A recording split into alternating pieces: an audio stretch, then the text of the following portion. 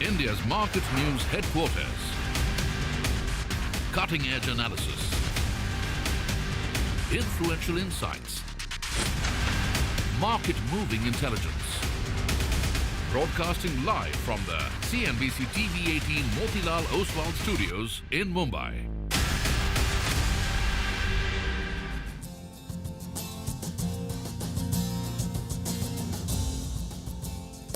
Good morning. You're with us here on a fresh new edition of Bazaar Morning Call. It's a Thursday morning. We are coming to you live as always from the CNBC-TV18 Motilal Oswal studios, and I think today will be the day when we say that the Nifty is crossed past 25,000 in a clean, nice way. Not this point, this much left, or 30 points left, 20 points left. 3 days now the market's been biding time ahead of the Fed event. That's done now, and as the GIFT Nifty is indicating, it's going to be a good start. I'm Prashant. With me, my colleagues Nigel and Surabhi is with us today. Guys, hi, morning. Hi, good morning, guys. I like your confidence. I mean, don't want to spoil the party. Asia is down, but yeah. You know, I remember on closing, it was the day before yesterday, you guys were taking bets. I'll take a bet today. Today okay, fine. It's much more certain. It's a safer bet, right? He's playing the odds well. Well, and we've got plenty of cues, right? The Fed didn't disappoint overnight. You've got plenty of result reactions, and then you've got that tax notice on Infosis. So we've got an action-packed day ahead. And it's Nifty weekly expiry as well. So, Prashant, let's kick start. Oh, absolutely. And definition of hands full. Absolutely. And how. Well, let's just quickly sort of rewind the clock back and take you to what the Fed did, because I think that's the big mover this morning for Asia, for India, for, so much else as well. So you had the Fed Chair Powell now basically confirming the Fed is closer to rate cuts if data cooperates. That's point number one. Essentially, I mean, the gist of all of it, the press conference, the statement, the Q&A, everything is essentially that they're closer now.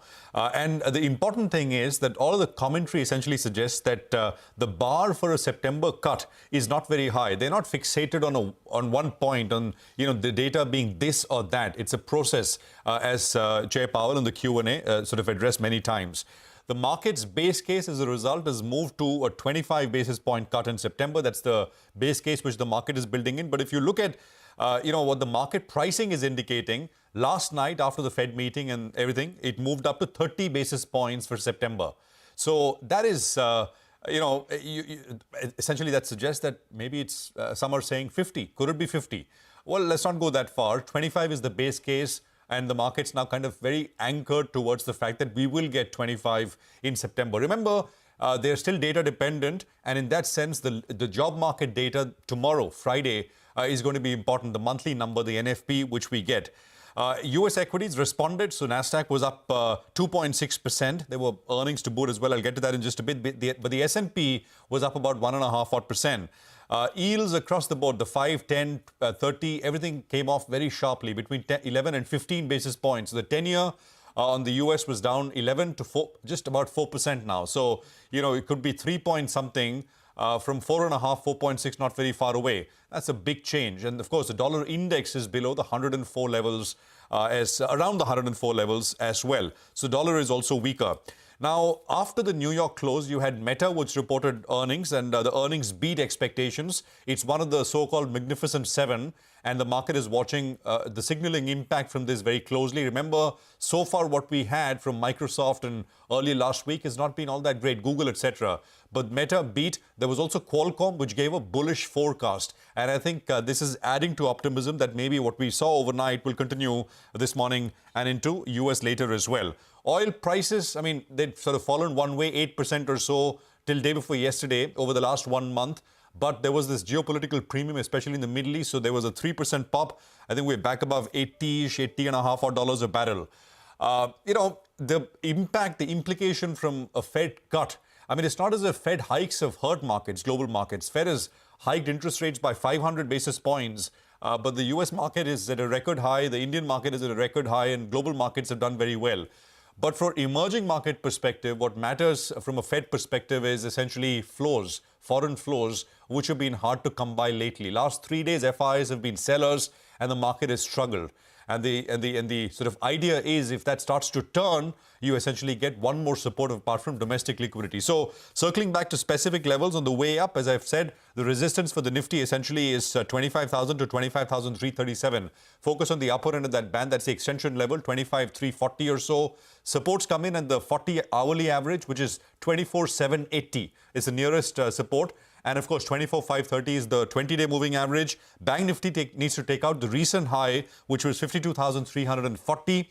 We're very close to that level. And on the way down, Monday's low. This week, Monday's low of 51,186 will be an important level, which the Bank Nifty must sort of defend if there is any selling, any hesitation which starts to appear. And I'll just leave you with the GIFT Nifty, which I think is indicating that 25,000 par level with 60-65 point gap up this morning. Surabhi. All right, Prashant, absolutely. So I guess the biggest positive cue is coming from the Fed, right? Yeah. But we do have headwinds around our neighborhood and here back at home. So I have to put that on the table as well. For the Fed, I just thought we'll, put out the line from the statement and also Mr. Powell's press conference. Because very rarely do you have any Fed chief coming out and actually giving a month as to when the cuts will happen. So just for reference, the statement is up. So the FOMC statement said that in recent months, there has been some further progress towards the committee's 2% inflation objective. That was the wording in the statement. But in the press conferences, when the market got the real kicker, because that's where Mr. Powell himself said that if that test is met, meaning if data continues to suggest that inflation is going down, if that test is met, a reduction in our policy rate could be on the table as soon as the next meeting in September. Not usual to get a specific timing, a specific month from any Fed chief, but that's what we got, and the market was rejoicing. The U.S. yields, by the way, in the tumble overnight, they've gone back to levels last seen in February. In February, early Feb, is when the U.S. 10-year had started its upward trajectory, crossing 4%. The other, of course, headwind is oil. Brent is closer to 81 again, given everything that's happening. It's almost like it's out of a movie, but it's not a movie, it's reality with the killing of this Hamas leader, that too in Tehran. So lots of geopolitics at play over there. So let's watch for that. The other global headwind is actually coming in from the way Asian markets are reacting. There's no sweeping rally across Asia. The Japanese market is down 3%. That's at the headline index level, the Nikkei. The Topix is down almost 4%. So that market's sort of reeling under its own issues with the Bank of Japan cut coming in yesterday. The yen has crossed 150 to the dollar. Huge weakness in the Japanese currency. So those are some of the Asian cues to keep on board. A lot of regional markets like Hong Kong, even Singapore, they're all down. For us, talking about the fund flows, Prashant mentioned that FIIs, they've been net sellers for a while. That continued yesterday. Sold off stocks worth about 3,500 crores in the market. Good news, as usual, is that domestic institutions are buying. Their buying was almost offsetting the FII selling at 3,300 odd crores. Results, of course, our team is going to tell you more, but it's been a sort of a mixed picture after market hours. Just to give you a flavor, Nigel tells us that Tata Steel was more or less in line. Bank of Baroda has been a bit of a mixed bag. The asset quality is improved because they've sold off a lot of bad loans. The margins, however, are under pressure. So let's see how the street reacts to that. Then you've got some strong earnings. GE, T&D would be the one I'd watch for. Very, very strong top-down beat coming in over there. It's a very heavy results day today as well. The names are on your screen. ITC, Tata Motors, Sun Pharma. Lots of interesting large mid-caps like Thermax, Imami, as well as Zomato. So we have our hands full.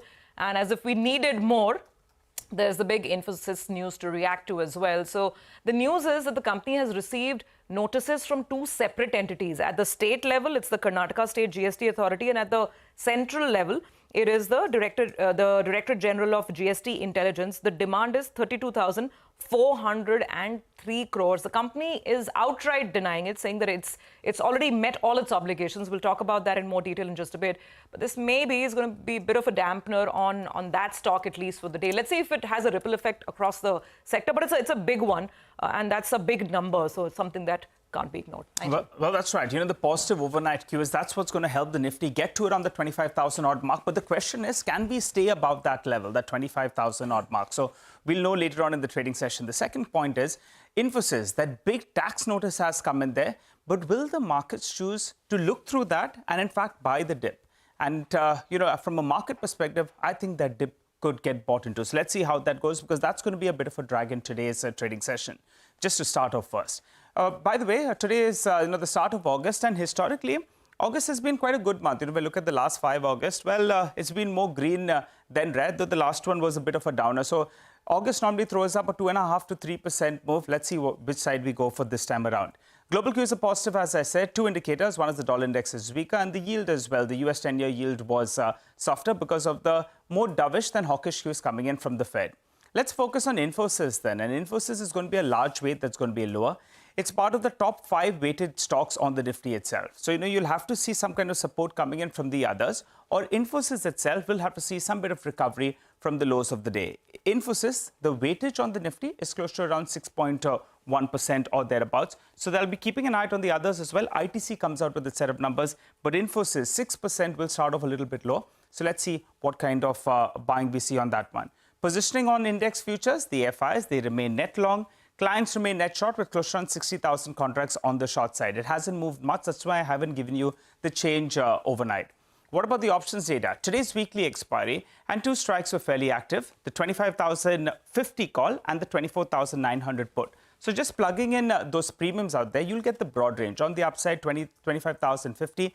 I've been saying this from the start of the week that that's a bit of a resistance level.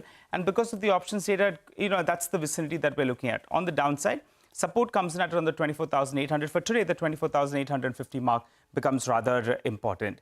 The Nifty Bank, that's going to be the mover for broader direction and, from here on, because it's pat in the middle of the 20 and the 50 DMA. Which side it moves, which side it breaks to, that's going to be important. For the time being, it's pat in the middle out there. The 20 DMA a little bit away, while support is at the 50 DMA. The stock I'm looking at is Tata Steel. The numbers were actually showed a bit of an improvement. The problem is that, they're waiting for a Supreme Court verdict with regard to whether or not the states can go ahead and levy taxes retrospectively. So that's going to be important, and that could weigh on the stock. So though the numbers are important, I think the street takes note of the debt in the books as well as the crucial verdict that's awaited. So that could be a stock of the day. You never get away from taxes, right? Company level, personal level, taxes are a reality, and they, hold the key to our happiness or unhappiness, whichever way it might be. Let's move on. Get to some money market views for the morning. We have Parul Mittal Sinha of Standard Chartered Bank, who says that the USD INR continues to trade in a narrow range, with local banks accumulating FX reserves at a consistent pace in the 83.40 to 83.60 range. She says local banks absorbed all the month-end FPI flows while oil import demand led to a gradual rupee depreciation. She continues to expect the pair to trade in a range of 83.55 to 83.90 in the week ahead.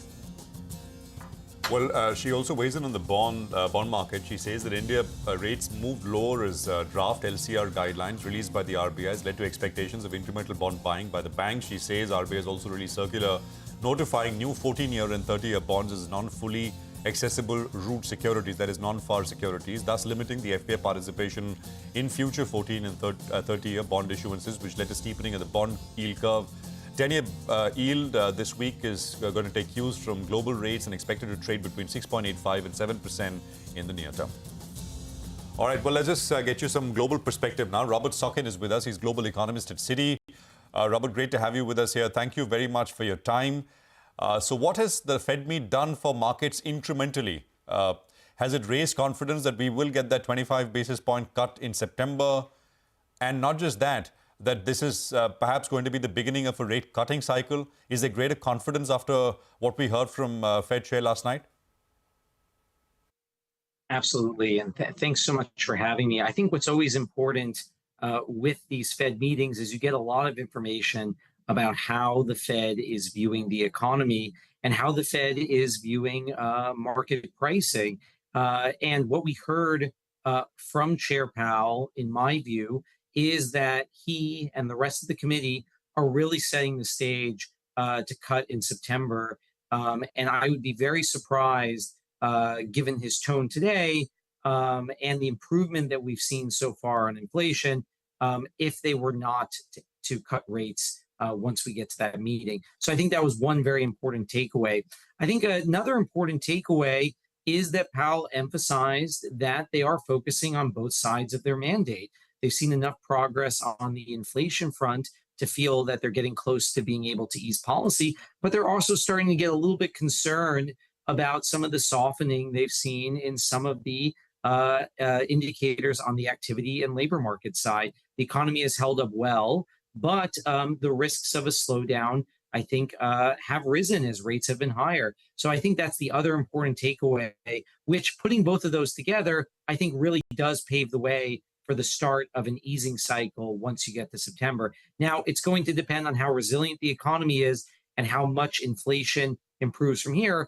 But I think you're going to get one cut in September and then maybe one or two more cuts this year. And then next year is going to depend on how resilient the economy is and the inflation developments.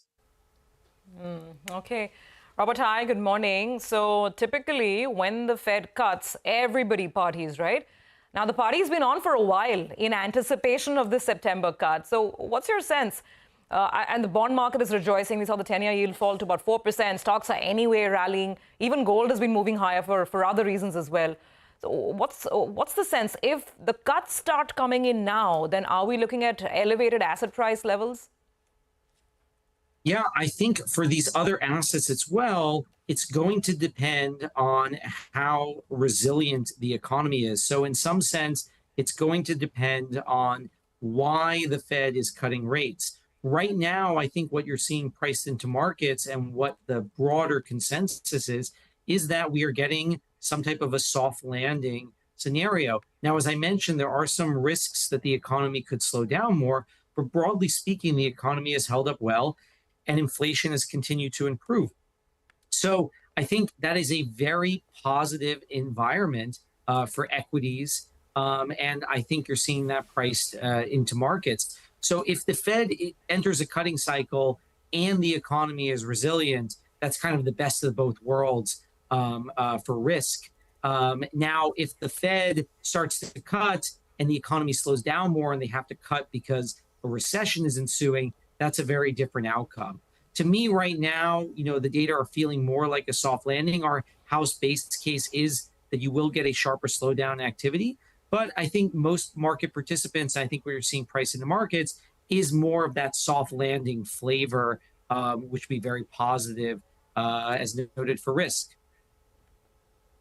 Hi, Robert. Morning, and thanks for joining in.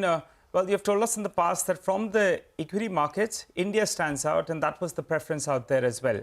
I wanted your reading on what the Bank of Japan did. They've slowed their bond buying program, and also they went ahead and they cut rates. Implications of this, for the time being, the Nikkei is down closer on 3% odd. That was showing signs of coming back. I think it returned to those levels we saw, say, 30, 40 years ago or so. But view on that market as well as implications. Yeah, absolutely. And, this was a difficult central bank to call because what you have seen in Japan is you've seen inflation pressures hold up or pick up relative, of course, to where they were pre-pandemic. So, there has been hope that Japan will be able to sustainably hit its inflation target. At the same time, the currency in Japan was feeling enormous pressure, and at times you saw very weak currency levels. And so the question became, was Japanese policy going to respond to the weakness in the currency, or were they going to keep rates relatively low for longer to kind of help ensure that they end up hitting that 2% inflation target? And I think what you ended up seeing was that the Bank of Japan was concerned about some of these currency pressures and felt, given how high the Fed has been throughout this year, that it was time to start raising rates as well. Now, if the Fed had cut rates earlier this year, that would have taken pressure off the Bank of Japan to raise rates because I think the currency wouldn't be as weak as it has been. So I think you're seeing the Bank of Japan not only respond to what's been going on in its own economy, but what's been happening with Fed policy as well. And I think more rate hikes are coming from Japan, given what we've seen come out of that meeting. So very interesting dynamics, not just in the US, but what we're seeing with global monetary policy. Robert, good talking to you. We live in interesting times. Let's see how this plays out. Thank you very much for joining in and for the perspective today. Thanks. We'll take a break on that note, come back on the other side. Lots of stocks to look at, including plenty of earnings. Back with our top 10 list in just a bit.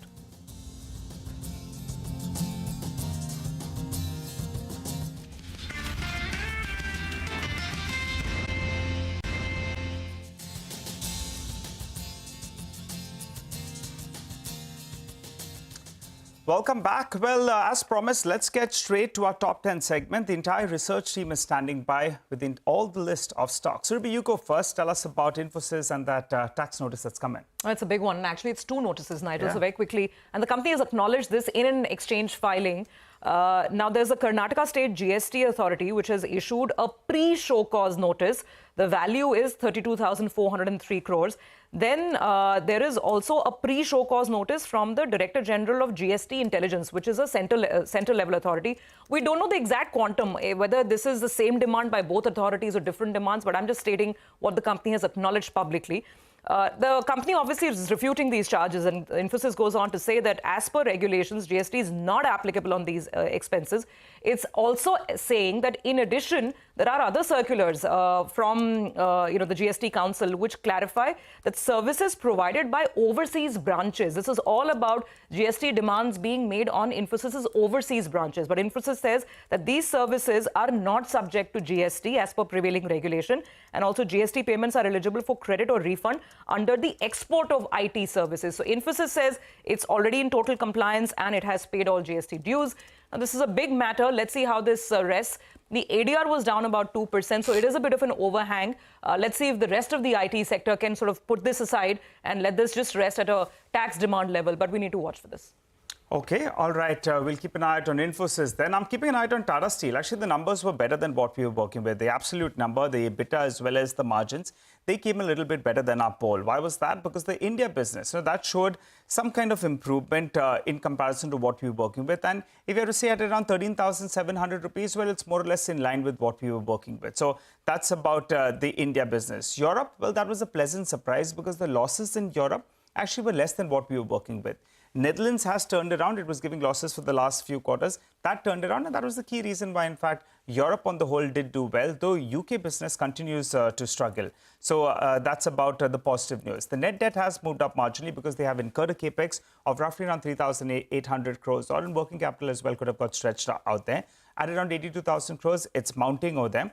But the problem, I think, is going to be there's a Supreme Court final judgment that's awaited.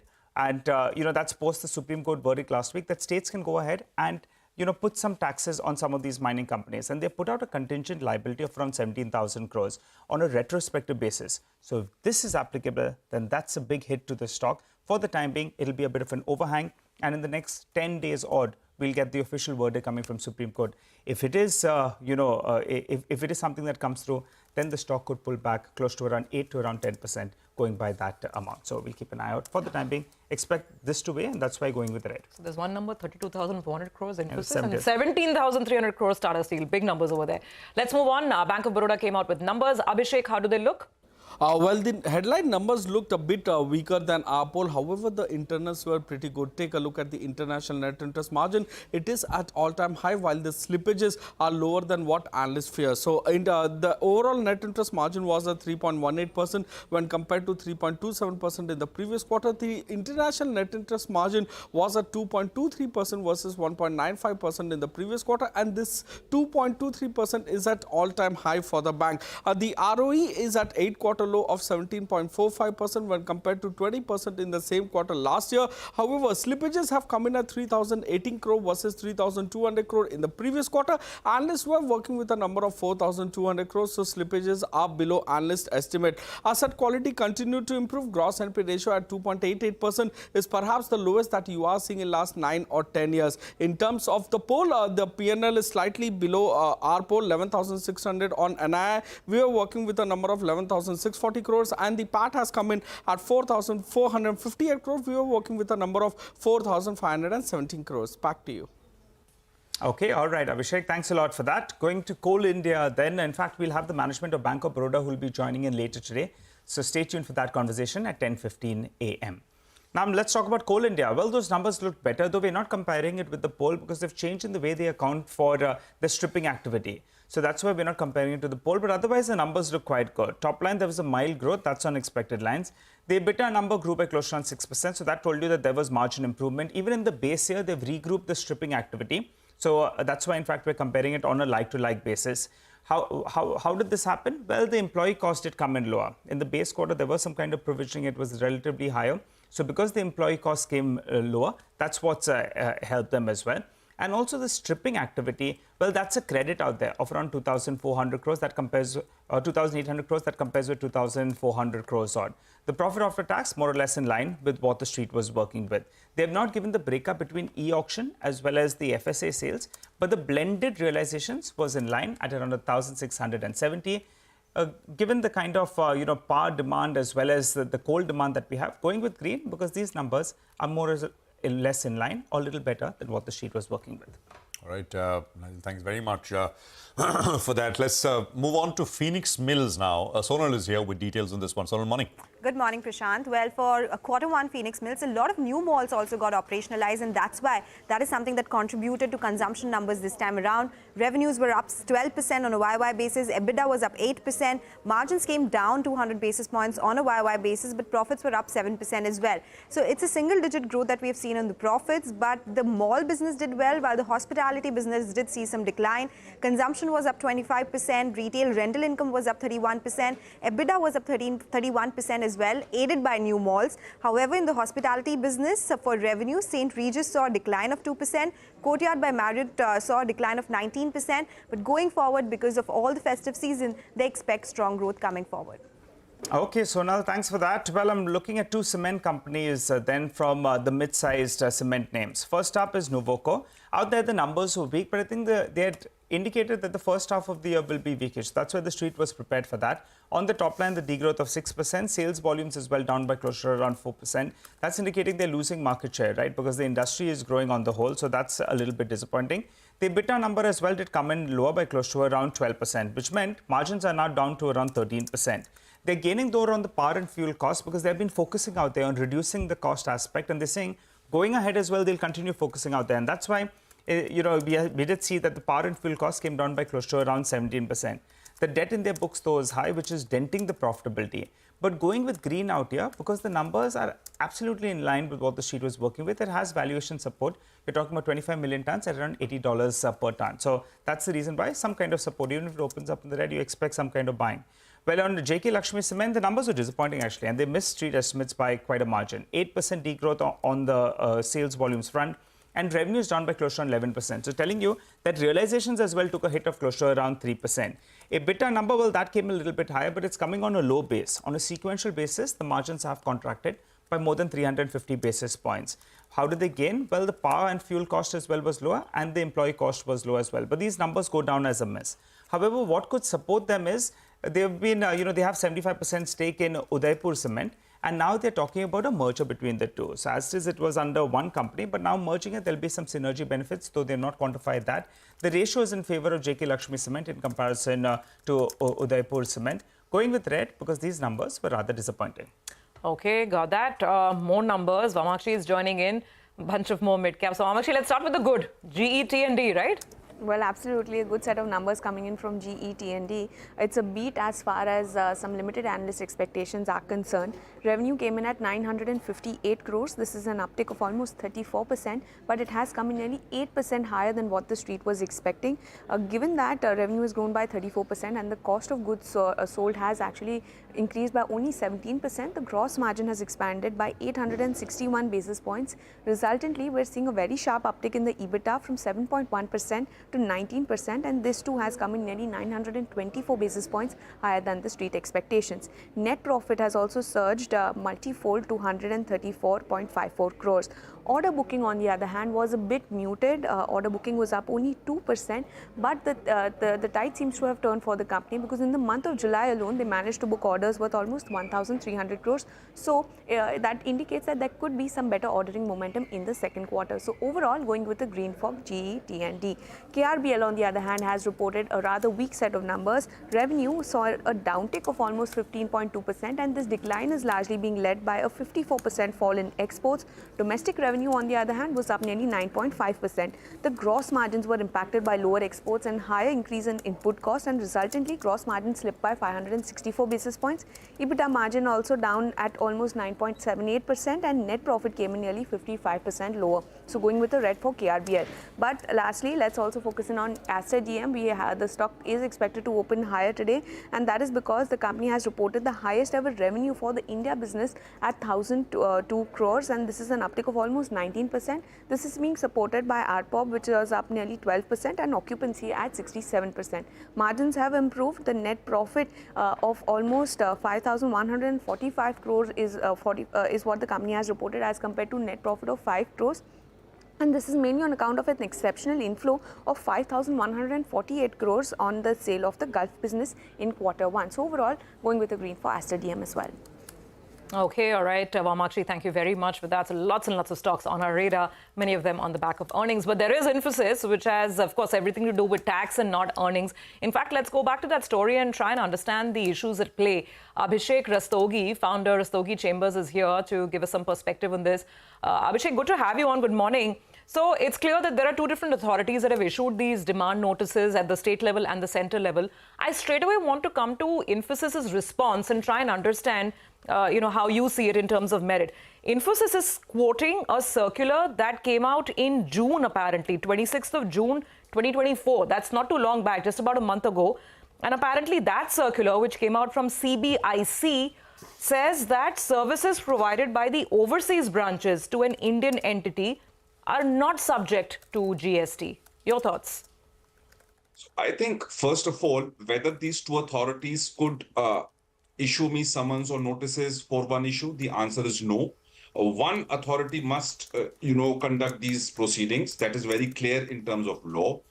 The problem today is that the import and the exports, which must ideally be treated as mirror images, the export of services very categorically provides for distinct persons, and it says that the service provider and the service receiver should not be merely a distinct establishment, must not be an establishment of a distinct person. Now, this element is absent from import of services. Now, what tax authorities are ideally saying is that when these imports happen, even from a branch situated outside of India, it must be taxable in India, which is ideally should not be the case, because when these services are imported from my own branch, these are services which I am rendering to myself, and the service is not rendered from one person to another. So there is a technical distinction between the way these wordings are there for import and for export of services, because of which there is this huge debate. The predominant question which comes is whether these are services rendered to myself, and that will be the key to see whether these should be taxable or not. Now, coming on to the circular which you mentioned, that circular has clarified with respect to transactions between the branches, but unfortunately that circular is not for import of services. That circular 210 is more or less from the perspective of what must be the invoicing, etc. requirements when the transactions is between the branches, and these branches are situated in India. Okay, so you're saying that, from everything that you say, that there seems to be enough evidence that's supporting Infosys's argument, because it boils down to whether the import of services is happening to myself, my own entity, or to another entity. Abhishek, how do you expect this to play out? From what you say, this sounds like it's going down the legal route. So what would the next logical steps be? And in these cases, typically, do companies, do they need to make a provision for the demand in question, which is a large sum here? I think that's a very fine question. They will have to create some sort of a provision. And why I say that is because whosoever wins at the initial stage, the matter will go up. It also appears that, if the amount is so huge, it may not go through the normal appellate provisions. Infosys may opt to file the writ petition and go straight to the High Court, because otherwise, through the appellate mechanism, they will have to shell out 10% plus 20% to file appeals at different levels. So I think it's going to go to the High Court straight away, and the court may or may not give demand, may not give stay in the very beginning in the first hearing, and hence there will be some need of a provision to be made. Okay. All right. Unfortunately, we're a little short on time, but we will have you back. This requires, of course, a more nuanced discussion. But thank you. That's helpful, an immediate heads up on how this may proceed. Perhaps a provision will have to be made, as that one expert points out. But Nigel, lots of earnings. Let's focus on Crompton now. Well, that's right. Let's focus on Crompton. Well, the company's quarter-one performance was in line with expectations. We're joined by Mr. Arunachalam, the Chief Financial Officer at Crompton, to discuss the past quarter's numbers. Hi, sir. Morning, and thanks a lot for joining in. Well, overall, quarter one was in line with what the street was working with, mainly led by the strong performance in the ECD segment. What's the outlook as well as the volume growth you see for the remainder of FY25? First and foremost, Q1 has been really good for us. This is led by our ECD portfolio, which grew at about 21%, and we continue to deliver industry-leading growth now for fourth quarter in succession. This is on the back of our Crompton 2.0 strategy that we launched about 4 quarters back, where we said the idea is to focus behind our brand, drive consumer-led innovation, and ensure that our go-to-market strategies are optimal, which would enable us to deliver better performances on a consecutive basis. Now, as we speak, this quarter has been one more quarter where we have delivered about strong double-digit revenue growths. We have grew our profits close to 40% PBT on a standalone basis and about 30% on consolidated basis. We see this growth to be broad-based. This is across categories in ECD. Lighting, which was one business where we said we will be arresting the decline and we will be getting back to growth, is on track. The lighting business is also back to growth. Butterfly, where we have started taking corrective actions, we are seeing early positive signs in terms of moving towards a profitable business, considering the losses that we had in Q4. Overall, the summer impact was also pretty positive for our business in Q1. And as you know, when we launched Crompton 2.0, the underlying strategy was to deliver a business that focuses on growth and absolute profits than profitability. We continue to stand by that. We expect this year to also in line with that, where we would deliver strong double-digit growth and deliver our EBITDA growth, which is better than the sales growth. The trajectory seems to be moving in the right direction. Strong summer has led to robust growth, sir, in fans, air coolers, leading to higher growth in ECD revenues. How do you see demand from here on? Can fans touch double-digit growth? See, fans as a portfolio, there are opportunities both on the product side and on the channel. So now let me start with the product opportunities. As you would know, we are the largest player globally in fans. Last year, we sold about 2 crore fans, and that is a base on which we have entered into FY25, and we have got a pretty good Q1 to start with on that. This is now further divided between our premium induction business, non-premium induction business, and there is BLDC.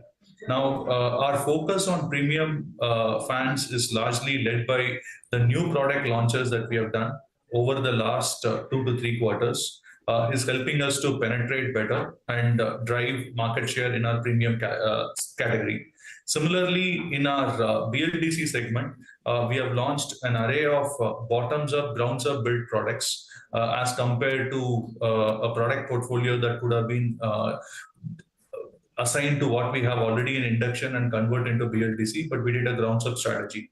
So significant amount of new products have been launched in BLDC, which has helped us to make a reasonable progress on the BLDC market as overall on the fan segment. Now, insofar as the mass premium business is concerned, or the mass business of fans category is concerned, we do see channel opportunities here. As much as we have very, very high market share in some parts of the country, we do see there is still penetration opportunity available in other areas.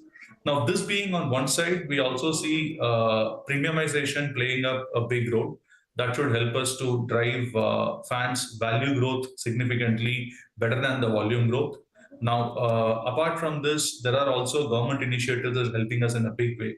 One, starting with the entire PM Awas Yojana scheme, where new households are built in and where our appliances portfolio can have penetration opportunity. Rural electrification is also helping us in a very strong manner. Our rural and MFI portfolio has seen strong double-digit growths now quarter after quarter. On that go-to-market strategy with the other incentives coming from the government in terms of PM Awas Yojana schemes, etc., should also help us to drive that business. All right, let's focus on Butterfly's performance, which was rather bleak, right? You had margins that were lower, revenues as well was lower because of channel restructuring.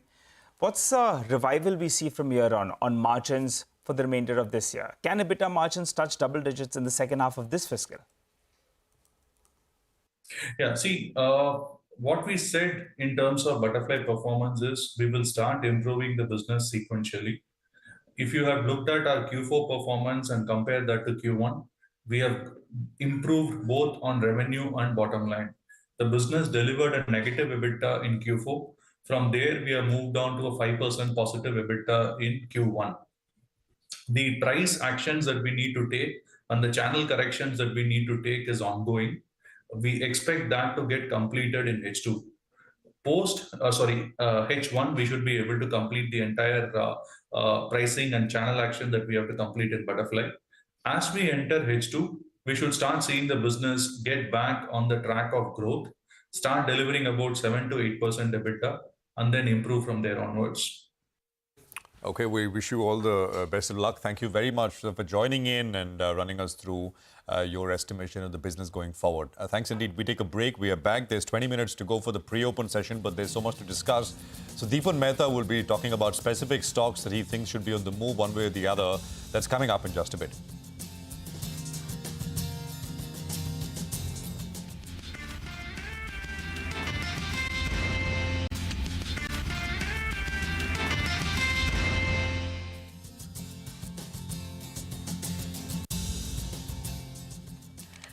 Welcome back. Deepan Mehta, Director at Elixir Equities, is with us. Deepan, good to have you on. So much to talk about. Where do we start? Let's actually start with Infosys, this whole business of the GST Demand Notice. Do you think the market will be able to keep this aside, separate matter? It'll probably go in court. Or can it become an overhang on the stock and, more importantly, others? Because this is about services that any overseas branch is providing to the parent company here in India.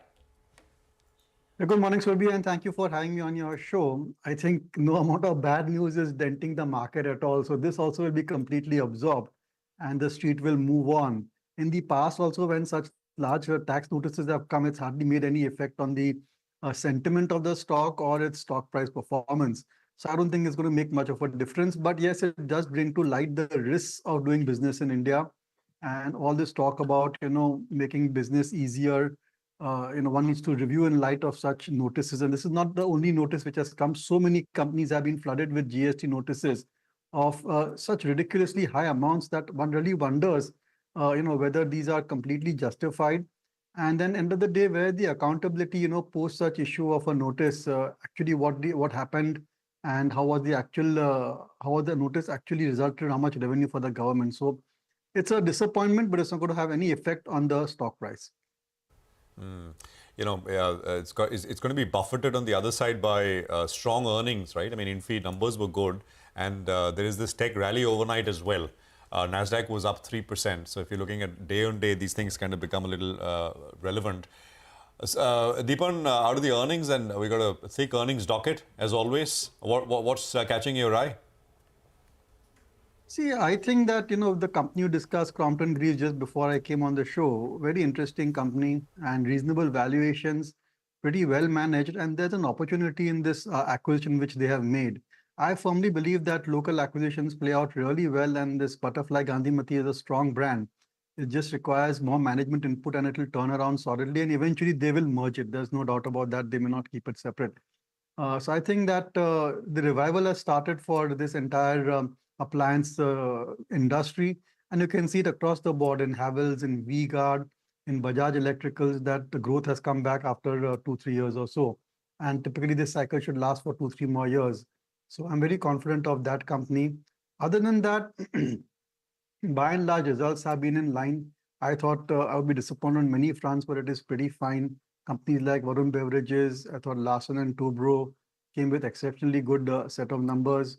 Another company which comes to mind, which we perhaps missed out on, was the Zaggle Prepaid, exceptionally good set of numbers, company worth watching. And we are looking for putting on our watch list as well. So there have been a few positives and hardly any major negatives except when it comes to steel and cement. Okay, all right. Morning, Deepan, and good to see you. Went well, and you've been quite cautious on steel as well as cement. But I wanted your view on two names. One is Coal India, actually, where the numbers look quite good. And we know there's a tailwind out there because more thermal capacities will come on stream, and it has monopoly here in India. So the view on Coal India and Tata Steel as well, besides the numbers, that tax overhang is something that will weigh on the stock because the Supreme Court has now said that state governments can go ahead and levy a tax as well. And they have said that the contingent liability that they provided for is around 17,000 crores odd.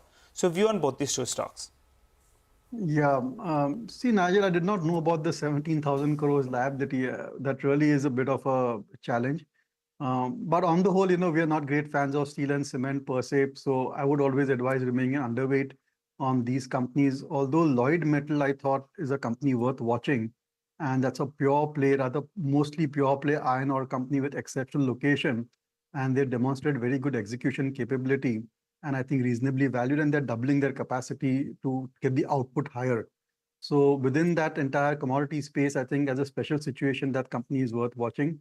But, it's a dicey business, as one knows. Secondly, about Tata Steel specifically, the results were pretty decent, but on the whole, as I said, steel demand is not as strong as it is perceived to be. Same is true for cement as well. So it's best to kind of, just remain underweight on these counters. Deepan, I know you like LIC.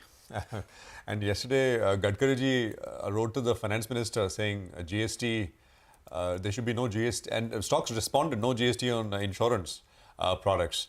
Of course, I mean, it's a demand. Stocks reacted, stocks like HDFC Life and etc. There's, by the way, a call from Bernstein as well on insurance, which came out post-market hours. So just I wanted your thoughts there. And second, BSE, which you know very well, also went up 7-8% yesterday. So quick views. So I think BSE went up because in recent action which was taken by SEBI will perhaps do damage more to NSE than BSE. That's the kind of report that I have got. And on the whole, I think BSE is on a recovery mode. The weekly options have picked up. And there are two camps, one which says that it won't make much of an impact on the volumes. In fact, volumes will go up because contract sizes have gone up. And one camp which says that definitely volumes are going to be impacted. So we'll come to know the truth in a few months' time also when actually the kind of changes are implemented. But I'll tell you one thing that with markets the way they are, I doubt that such changes by SEBI are going to affect the volumes in the market, and it'll just more and more money will come to the market through the options trading because of higher margins. That is point number one. So I don't think it's going to have that much of an effect. Insurance, yeah. Yeah, insurance, I think LIC is more a play on rising stock market valuations and the kind of impact it will have on the enterprise value that I don't think is completely discounted. Got it. Deepan, snappy conversation today. Thank you very much for your time. Appreciate it. We'll take a break. Mitesh and Sudarshan are going to be with us with technical trading ideas. Stay tuned.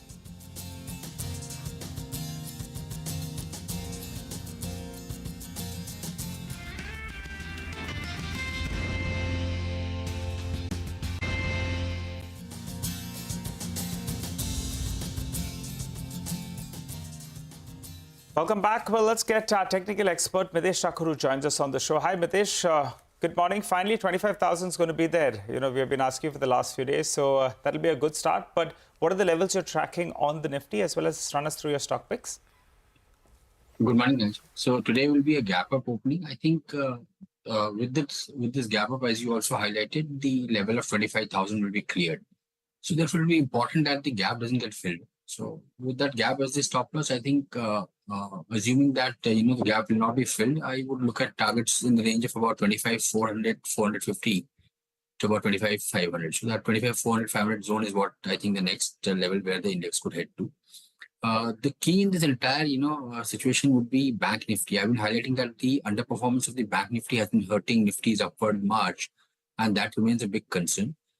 If the Bank Nifty can get past 51,850, then I think trading continuation on the upside to about 52,250 to 52,300 could happen.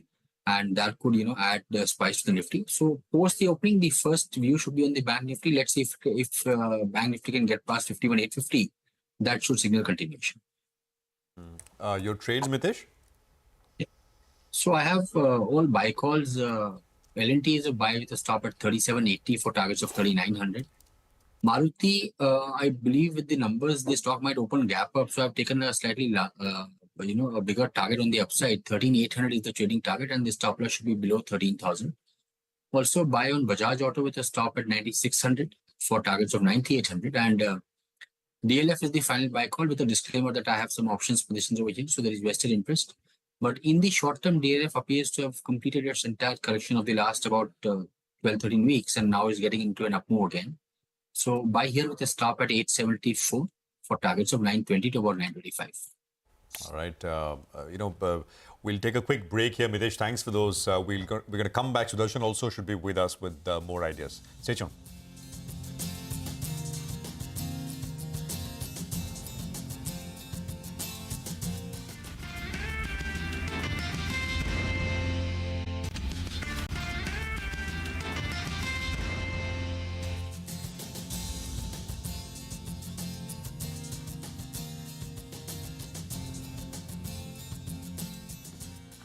Welcome back. We also have Sudarshan with us now, so let's quickly get those technical calls going. Sudarshan, we've all been wondering when that 25,000 milestone is going to happen. Do you think it can happen today? And of course, trading calls and ideas for the day as well, please.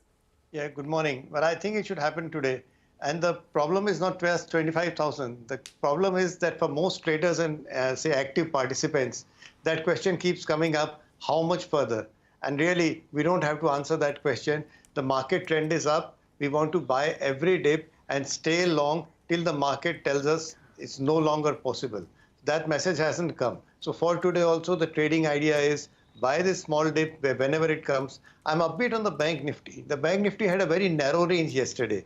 Given the fact that the market trend is up, we could see a breakout on the upside. So trading should be considered for both the indices. Now we have the trading calls. Aditya Birla Capital is a buy with a stop under 212. Cummins is a buying opportunity. The stock has had a fantastic rally and that continues. Buy with a stop under 35.57. Havells is a buy with a stop under 17.41. And Muthoot Finance, slowly I think finance companies are coming into play, is a buy with a stop under 17.21. Stay long. Don't make the mistake of doing anything else. Don't doubt the market, don't doubt yourself. Screen will tell you if something is changing, as Sudarshan put it. That's good advice. Sudarshan, just two names. Infosys, the pre-open is kicking off. The two news-related names from a price action perspective, Infi and Tata Steel, if you want to just look at those quickly. Sure.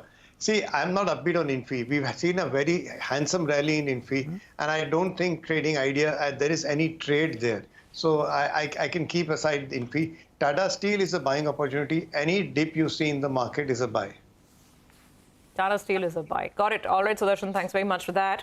Let's also get some F&O trades in. We have Chandan Taparia joining in from Motilal Oswal Financial Services. Good morning, Chandan. What stocks are you trading today? Or index, for that matter? Good morning, Surbhi Prasad. Thanks for having me. So finally, it's time for Nifty to hit a new milestone of 25,000 marks. We have seen that index has been making higher tops, higher bottom on the weekly and the monthly scale, and also forming higher highs, higher lows from last 4 trading sessions. Supports are gradually shifting higher, and we believe that till it holds about 24,750, the bullish stance could continue to take the index towards 25,250 to 25,500 levels. So continue to be with bullish stance till the immediate support is not broken in the market.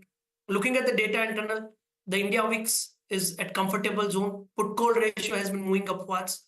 So falling volatility with rising put call ratio indicate that bulls are dominating the market. So till the key supports are held, the bullish stance could continue.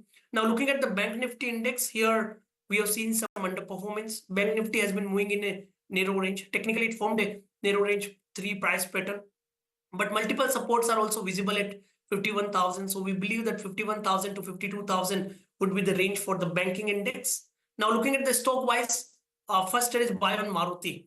Nifty Auto Index itself has given a fresh breakout after the consolidative move of last couple of weeks.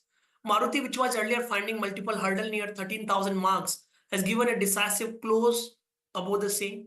We believe build up of long position with coal unwinding could support the stock to continue the next leg of rally. So recommending to buy on Maruti with support of 12,800. And here we are expecting a run up towards 13,650 marks.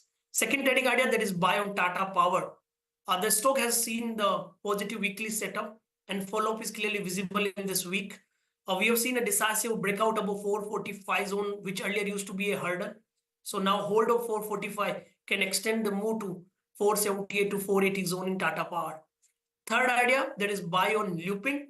We have positive on the most of the Nifty Pharma stocks, and most of the stocks are doing well, including Lupin, Syngene, Granules, Sun Pharma. And we believe that Lupin could do well. It has been making high top, high bottom on the daily, weekly chart. Supports are gradually shifting higher. We have seen positive rollover data as well with build-up of long position. So recommending to buy on Lupin with support of 1880. And this stock has potential to rally towards 2000 plus zone.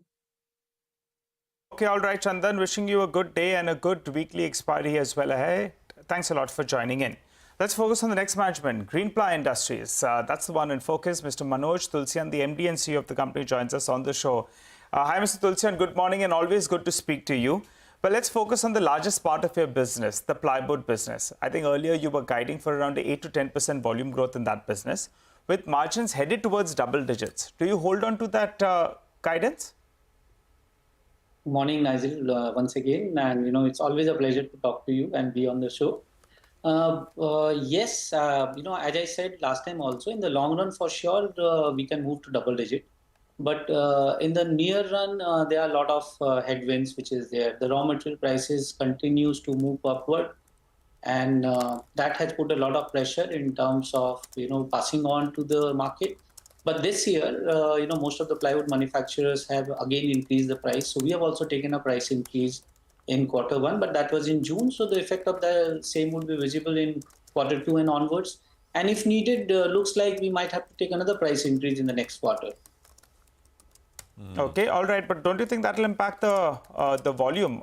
Or do you think that demand is strong enough that even with the price hike you've taken and the other price hike that you're looking at, you can still do 8 to 10% at least? Demand strong enough?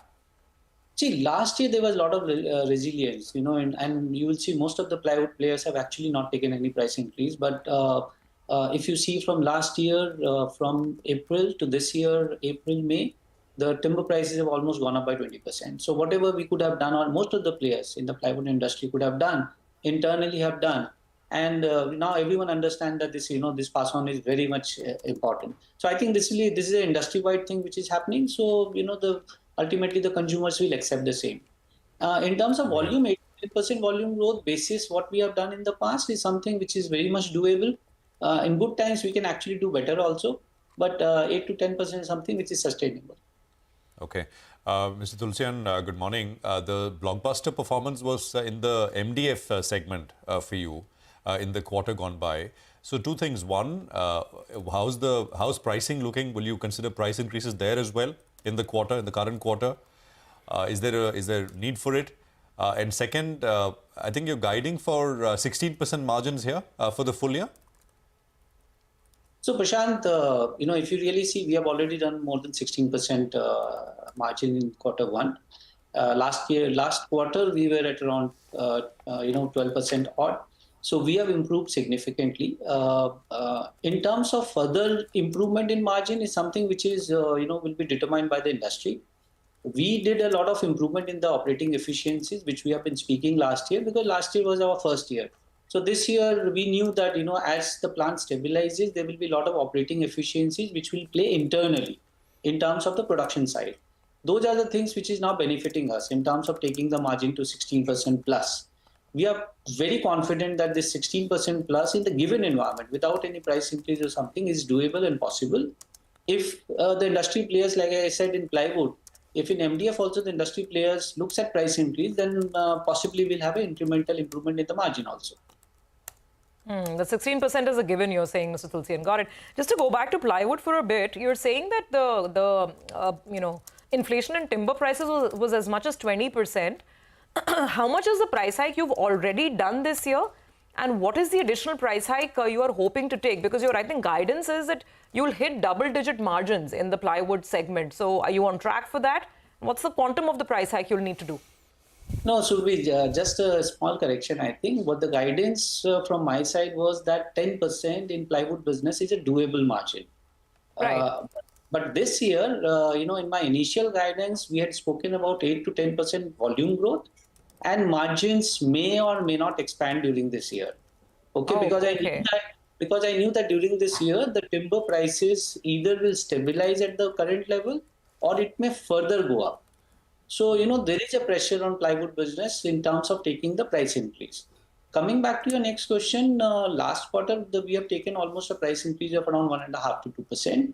If needed, we might take another hike of 2% in quarter 3. All right, we'll leave it there, sir. Thank you very much for your time. Quick conversation, but punchy stuff and good sort of guidance. Stock ended 10% higher after, of course, the earnings beat. And the market's, of course, liking what they've heard. Nifty is set to open above 25,000 levels. That's essentially news which is coming through. And 25,031, so clean break above 25. 3 days now, the market's been, dithering. It's been ranged. And now the Fed event behind and a bit of a lift from overnight markets, etc. as well. Dollar is lower, yields are down, NASDAQ is up. So that's the reaction. Just a quick word in the pre-open in terms of how Infi is settled. I think we should look at it because of the large tax demand. It's flat, absolutely flat. And this is what we were talking about earlier as well, that uncertainty. I mean, the demand is large, but it's not. We've seen these large tax demands come through. I mean, they've hurt for a while for some. And it's sort of completely been looked, people have looked through some of the others, looked through these things for some other companies as well. So in the case of Infosys, the backdrop otherwise is positive, but that NASDAQ rally and, the numbers which were pretty strong. So flattish, slightly negative, maybe that we'll see how it goes. The other one is Tata Steel, we should look at as well. Again, tax-related issue. And we should see what the pre-open is doing, 1 3/4%. So it's turning out to be that kind of a day.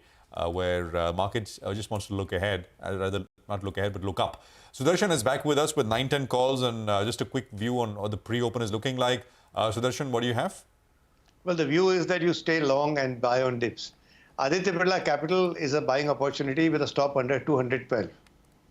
Midesh, what about you? I'll go with a buy on L&T for targets of 3,900. Okay, L&T for a target of 3,900. Well, let's revisit some of the stocks which are likely to be in action in the cement and steel space. Tata Steel and JK Lakshmi Cement. Nigel, over to you. Well, let's look at Tata Steel first. The street is looking at the operational performance, and for the time being, they believe maybe the worst case with regard to the pending Supreme Court verdict will not play out, and that explains why the stock has moved higher. The numbers, well, they were better than expected. The EBITDA number was better. If you look at the India operations, well, we were working with a number of around 13,600 rupees per ton, and it was more or less in line. So India business, no worries on that front. Yes, it contracted on a year-on-year as well as sequential basis, but that was on expected lines. There was a positive surprise coming in from the European business. We were factoring in that they will report a negative EBITDA per ton of around $36 per ton. It came in at a negative $28 per ton, and now the street will be hoping that gradually they'll start moving into the green. How is this possible? Europe has two parts, Netherlands as well as UK. Netherlands moved into the green because the blast furnace realignment or refurbishment has already been done. So that's what helped them out. While UK continues to struggle, and that could be the case for the coming few quarters as well. What's the overhang on the stock then? The debt moves up. It's moved up, close to around 82,000 crores odd because they incurred capex of around 3,800 crores. And they're looking at, working on green steel in the UK business. So that's what could keep the debt elevated. Even in the India business, they have an ambitious capex plan that's underway. The problem is there is this Supreme Court verdict overhang. And for now, they've put in a contingent liability of around 17,000 crores. If that is actually implied, and it's on a retrospective basis, that's the quantum of the hit. So that's a question mark for now. It'll be a bit of an overhang till we get further clarity on that front. For the time being, the stock is reacting to the numbers and maybe what the Fed did overnight as well. Metals did pretty well. Moving to JK Lakshmi Cement, we told you that the numbers were disappointing. But they've also gone ahead and announced that one of their subsidiaries, which is Udaipur Cement, where they have 75% capacity stake, that gets merged into JK Lakshmi Cement. So for the time being, well, it's actually going by the ratio. It's positive for JK Lakshmi, not positive for Udaipur Cement. And that's why Udaipur Cement in pre-open is down 10%. JK Lakshmi is reacting to its numbers, so it's down close to around 0.5% odd. Both the stocks a little bit subdued. This was in the offing, and it's finally been announced. Okay, so that becomes important to look at as well in terms of the reorganization within the company. Got it, Nigel. Thanks for that. Over to Nimesh. There are some interesting contradictory notes that have come today on Indus Tower. There's a bull and a bear in the market. Nimesh, fill us in. Yes, sir. So it's an interesting argument, both bull side as well as on the bear side, as far as Indus Tower is concerned. Remember, the stock has been a big outperformer of this calendar year. Now, for the bull case, CLSA has further raised the target price on Indus Tower to 533 versus 450 earlier. They believe that Q1 was pretty much in line or slightly above estimate, both in terms of revenue, EBITDA, as well as PAT as well. They are forecasting a 10 to 15% EBITDA and PAT CAGR over the next 3 years. And they believe that the network expansion, including the Vodafone's expansion, will supplement further growth as far as Indus Tower is concerned. On the bear side, Kotak has to downgrade the stock to sell now on rich valuations. They believe that the core performance was slightly weaker than the street estimates. And further, the expansion from Vodafone as well as network expansion, while it's positive materially for Indus Tower, but it's mostly in the price after the big run-up, and hence a downgrade to a sell now. Even Macquarie, I've not added to the graphics, but even Macquarie today has put out an underperform rating with a target price of 280. So, there is a both case argument, bull versus bear, as far as Indus Tower is concerned. Okay, all right, we'll watch out for that stock as well. Let's see who prevails. Thanks, Nimesh, for that. Over to Vamakshi. Remember, BHEL came out with a pretty disappointing performance yesterday. Losses at the EBITDA level, losses at the PAT level continuing. Vamakshi, what's the latest? Well, absolutely. There's a note that has come in from CLSA. They've reiterated an underperform rating on this counter, target price of 189, which implies a downside of almost 40% from the current market price. Yes, it was another operationally weak quarter for BHEL. In fact, they reported another quarter of loss. Gross margin fell to a 7-year low and the order inflow declined by 39%.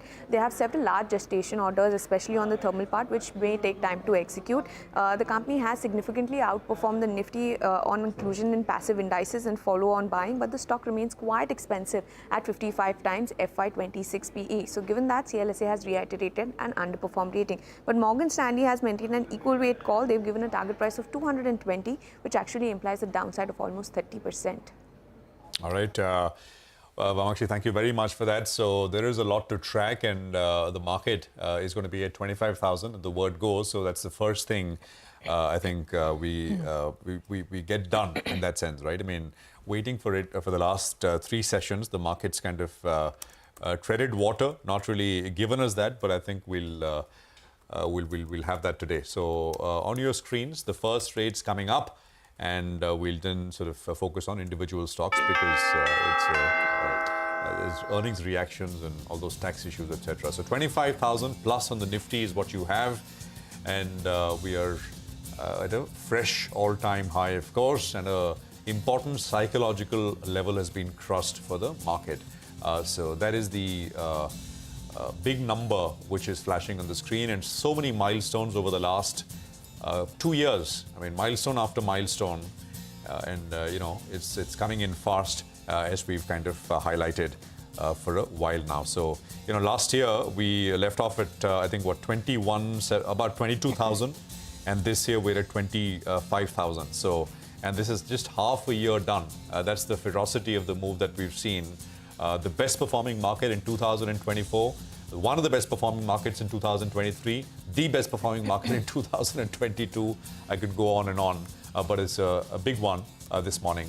The sensex is up about 81,940. You got the bank Nifty, which is starting about 0.4% higher as well. But we've got lots of stocks to track, so let's get to it. When the Nifty hit 24,000, it was the 27th of June, just a month back. Nigel and I missed it because instead of watching the shares, we were watching the shares in the jungles. But that's on a lighter note. Here we are, both of us here this morning as 25,000, another milestone conquered by the bulls as they continue to charge down the streets. A big morning today coming through. Okay, stocks. Maruti is still continuing its great form from yesterday after the good numbers coming through. A lot of metal names are looking good. Hindalco, JSW Steel, 2.5% higher. Coal India's numbers are being very well received by the market.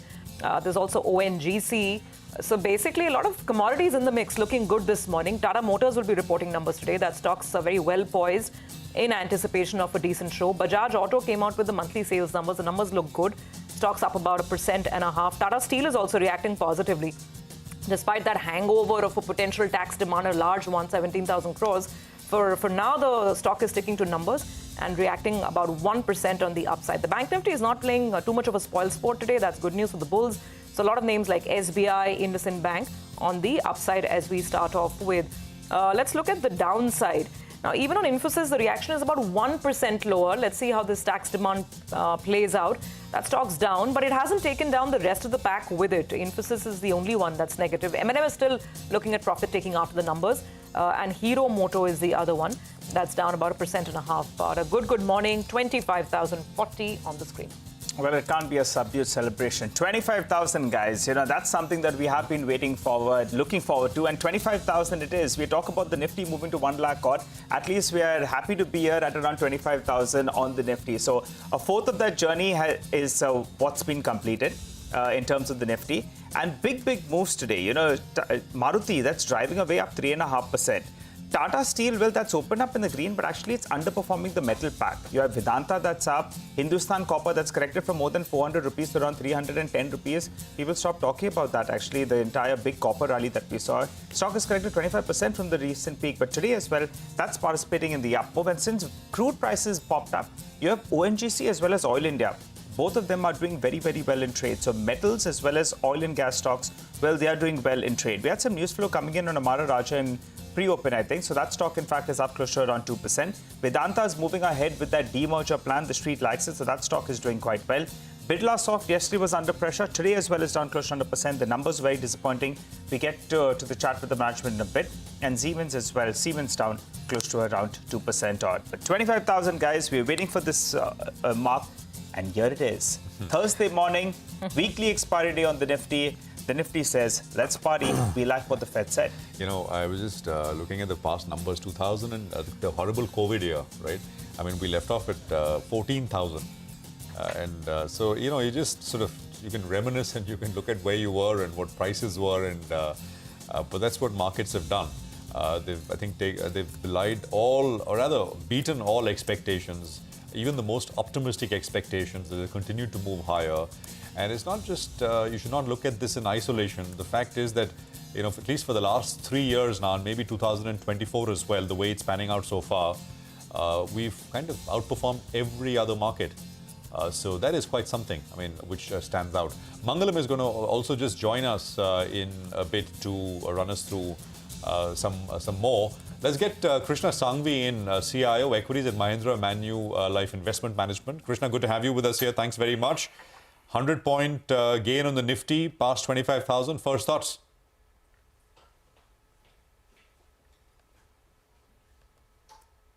Krishna, you're on mute. You'll have to unmute yourself, please. Sorry, yeah. Thanks for having us. I think 25,000 is a good milestone, broadly, in line with everything, economy stroke, market momentum in place. Some of these milestones are good to have, and hopefully we'll have, many more such. But I think the broad connect is simple. Economy is doing reasonably okay, long-term track in place. And currently the market mood is slightly more driven by liquidity and sentiments. And that's something we need to be slightly more watchful in terms of, the sentiment and the momentum part of it. Okay. By the way, I just want to point out that the move on Maruti is absolutely breathtaking. It was up about 4% in the dying moments of trade yesterday, and it's putting on another 3.5–4% on that performance that's come through. Strong margin improvement and beating estimates. It's really the star even today. There are other movers and shakers. Look at 361 WAM. Yesterday we were talking about SEBI looking at pulling up the F&O segment and putting more cups. Look at the broker stocks go. That stock's up about 7–8% on the higher side. So lots of movers on the mid-cap screen. I think that's earnings came, and so that's more wealth management focused. And Novama, 361, and those of the wealth management stocks have done very well. But Mangalam is here to map the journey to 25,000. Mangalam, take it away. What a moment this is, right? Nifty at 25,000, and if you just take a look at Nifty's journey itself, Prashant, for an index that started way back in 1996. April 1, 1996 is where, the Nifty started. Mangalam, I think, you'll have to... Sorry. Mangalam is here. I can assure you. You heard him. You'll see him as well in just a bit from now. Krishna, just to sort of come back to you, Surabhi was talking about the wealth management names. So you've got to look at if it's logical. If India is going to get richer, market caps are going to go higher. wealth management and specialized services on the financial side, I mean, that's going to be needed. I just wanted your thoughts on this aspect. Could this be a secular story, notwithstanding intermittent falls, etc., which are to be expected in the market? These are at the end of the day market-dependent businesses, but from a longer view, how are they looking, even from a valuation point of view? Yeah. No, sure. I think from an economy side, clearly India is one of the fastest growing nominal GDP economy. Nominal GDP creates income, and people have income to save because once the consumption needs are met. So I think that macro story of wealth creation is in place through the capital market plays. Challenge can be possibly valuation, but honestly, some of these valuation concerns are can be diluted only by taking a longer term view, and that's where some things may be useful to say, okay, the macro story is in place and some of these businesses will benefit. But yeah, currently I think broadly the way broad market itself is slightly richly valued. I think some of these companies by default run a risk of earnings in case the market does correct, and because this business is not only the multiples but even the earnings are linked to markets. Okay, got that, Krishna. Coming back to you, let's map those milestones with Mangalam. He's here. Mangalam. Well, it's one of those where were you when the Nifty hit a certain level sort of moments, right? And 25,000, no mean feat. And it's poetic that it happens in the 25th year of CNBC-TV18 itself. For an index that started on April 1, 1996 with a base of 1,000, had moved to 5,000 in 2007, then took 10 years to move to 10,000. Remember clearly there was confetti in the CNBC-TV18 office when the Nifty hit that 10,000 mark. Thereafter 15, 20 and 25,000 itself. So while this journey has been long, the important part is that over the last many years since inception, the Nifty has compounded at 12.1%. What does this mean? Every 6 years, this index has doubled. So that's one of the bigger stories. The other story is that while Nifty itself has compounded at 12% since inception, in the last 23 years, Nifty earnings also has compounded at 12% itself. So the Nifty journey is tracking the EPS journey. And at 25,000, the index trades at around 22 times FY25 price to earnings. So that's something we'll have to watch out for too. The last time it hit a big milestone, 20,000, was in September 2023. And since then, it's been a public sector, realty, oil and gas and auto sort of rally, all these indices having done extremely well. The ones which have actually underperformed are the ones like IT, FMCG and, Nifty Bank. Even if you account for the recent rally that we've seen in all of that, if you look at the IT index, it's up around 26%, FMCG 19%, Nifty Bank up 13%, much lower than what the others have done as well. So let's take a look at the broader markets. Those two have done extremely well. Small cap index up 50% in the last 1 year, mid cap index up 42%. The SME IPO index is up 164%, and this is at an index level. A lot of individual stocks have been 5-10 baggers as well. In individual stocks on the Nifty, like I said, it's been about autos and the public sector enterprises. So you have Bajaj Auto doubling in the last 12 months or so.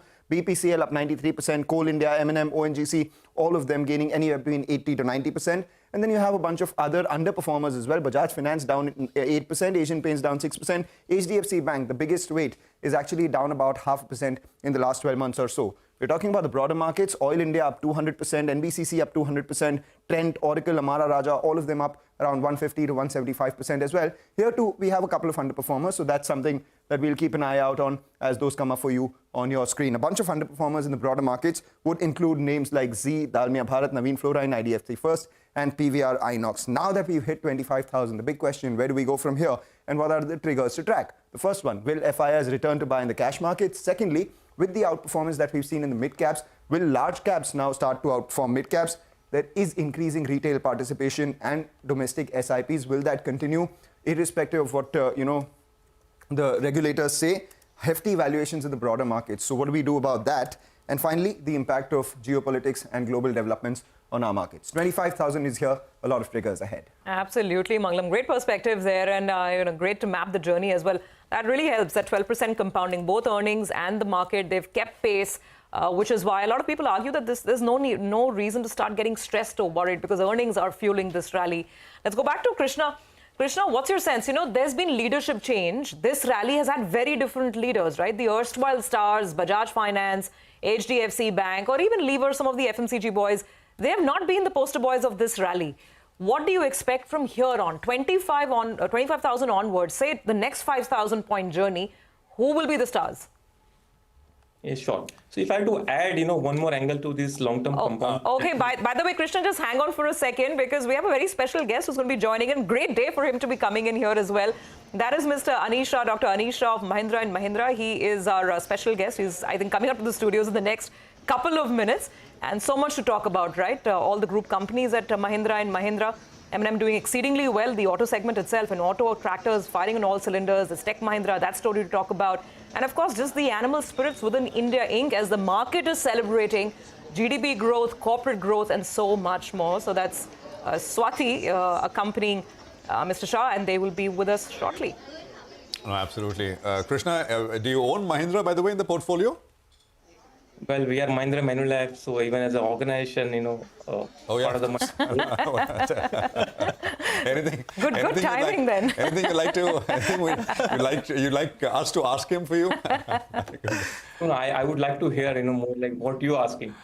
No, I think let's look at that macro picture of economy, earnings, and one variable I'd like to add is even the Indian economy has broadly compounded as 12% nominal over the entire, this similar, journey from the time Nifty was, let's say, 1,000 odd.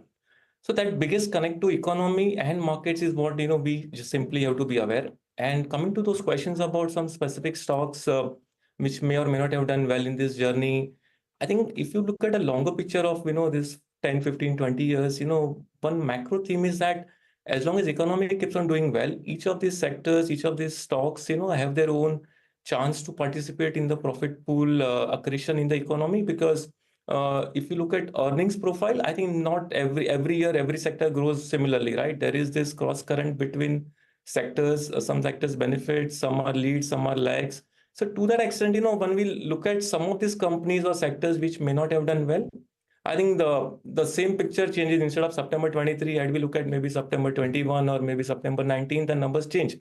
Which also brings to the picture that currently what's happening in the market really is that while the valuations are clearly favoring large caps, I think the flows and maybe the momentums are far more in favor of small caps, mid caps, maybe micro caps. I think that's a challenge right now in markets.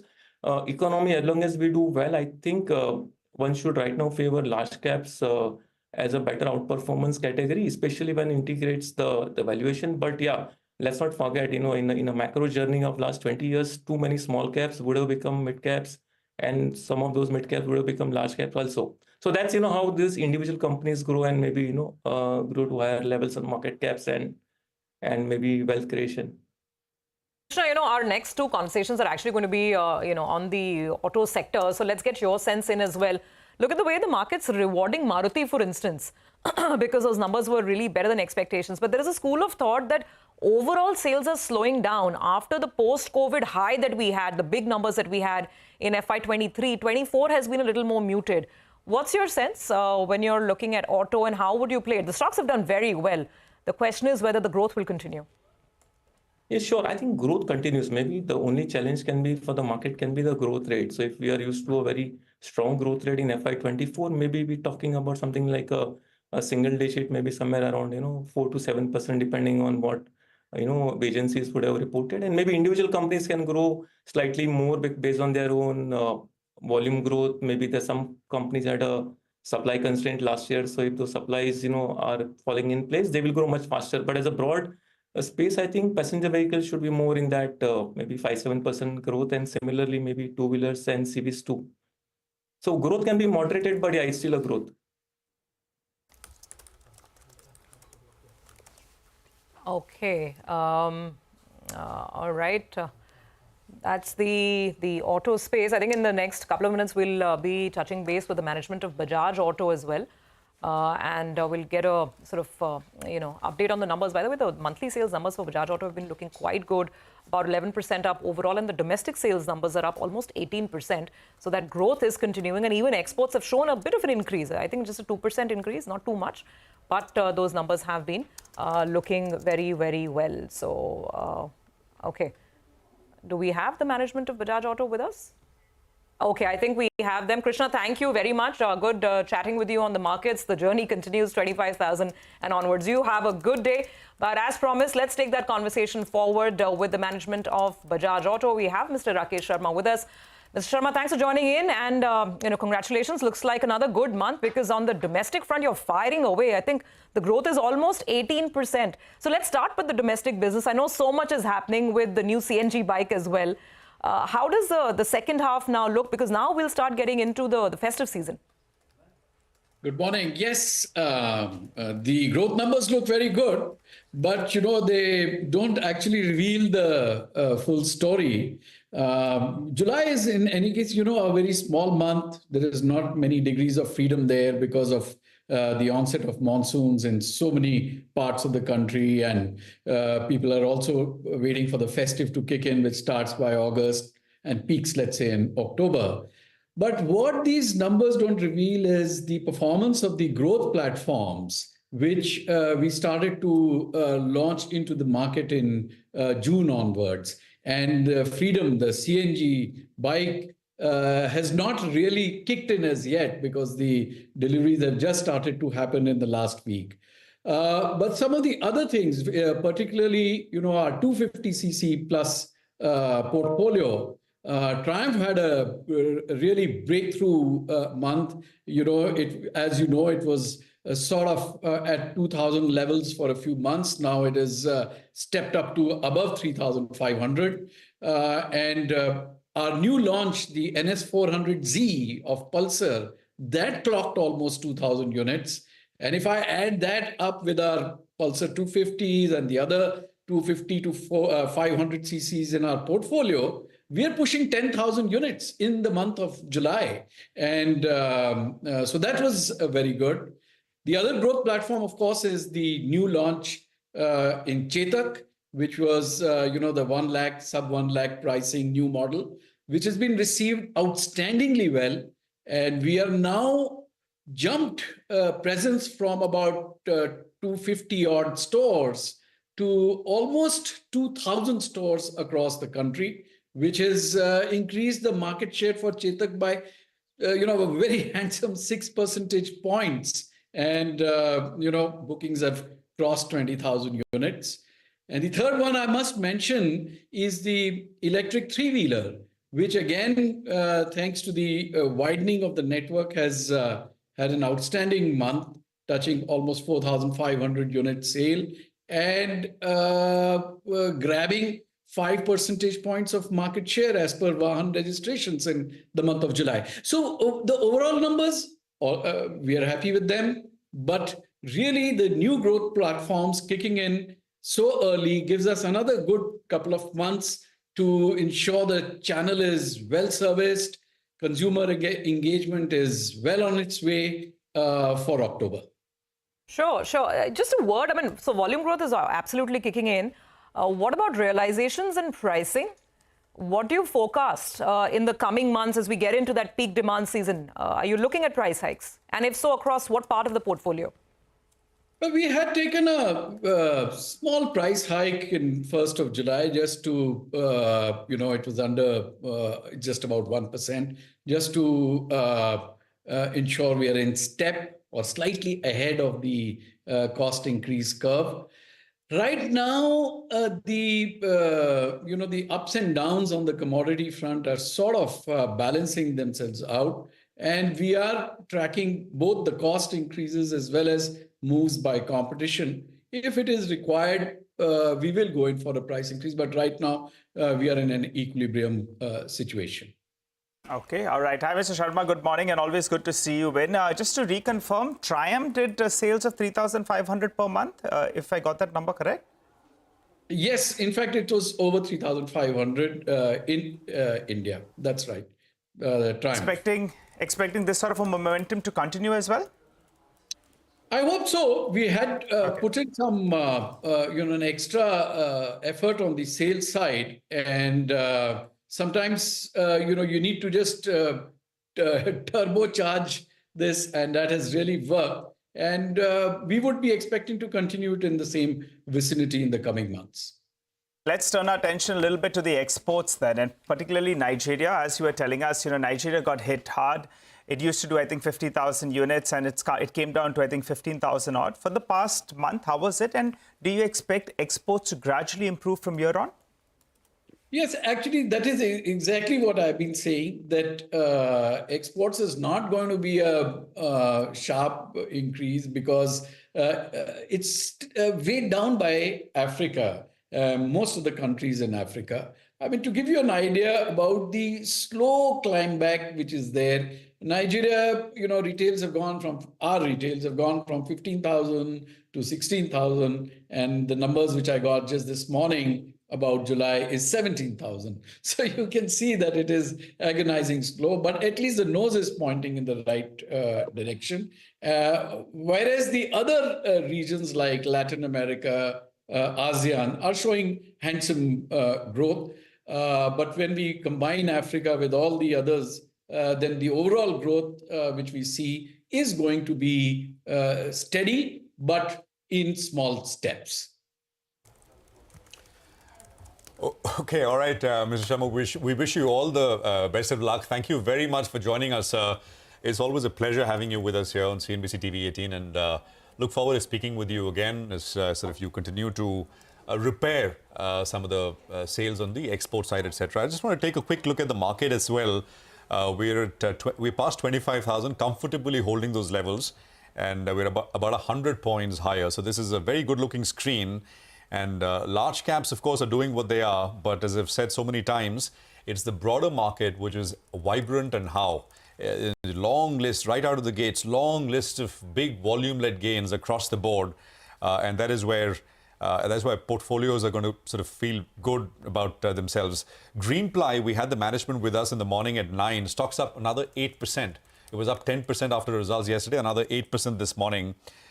You got Aster DM, which reported numbers. That one hospital company, 4% higher right now. IIFL, of course, I mean, stocks up 4. It's corrected quite a bit. Markets, of course, have been waiting for a final kind of go ahead, all clear from the RBI with regards to their restrictions which were imposed on the gold loan side and not securities, but IIFL Limited, the NBFC. So that's up about 4-5% as well. So that's essentially the picture, but so much more, which I will get to in just a bit from now. But right now, we're going to focus on one of the largest conglomerates in the country, Mahindra & Mahindra. And we have with us a very special guest who's with us in the studios, Anish Shah, CEO and Managing Director at Mahindra & Mahindra. Anish, great to have you with us here. Thank you very much. I dare say you're one of the most loved CEOs, especially from an investor perspective, Anish.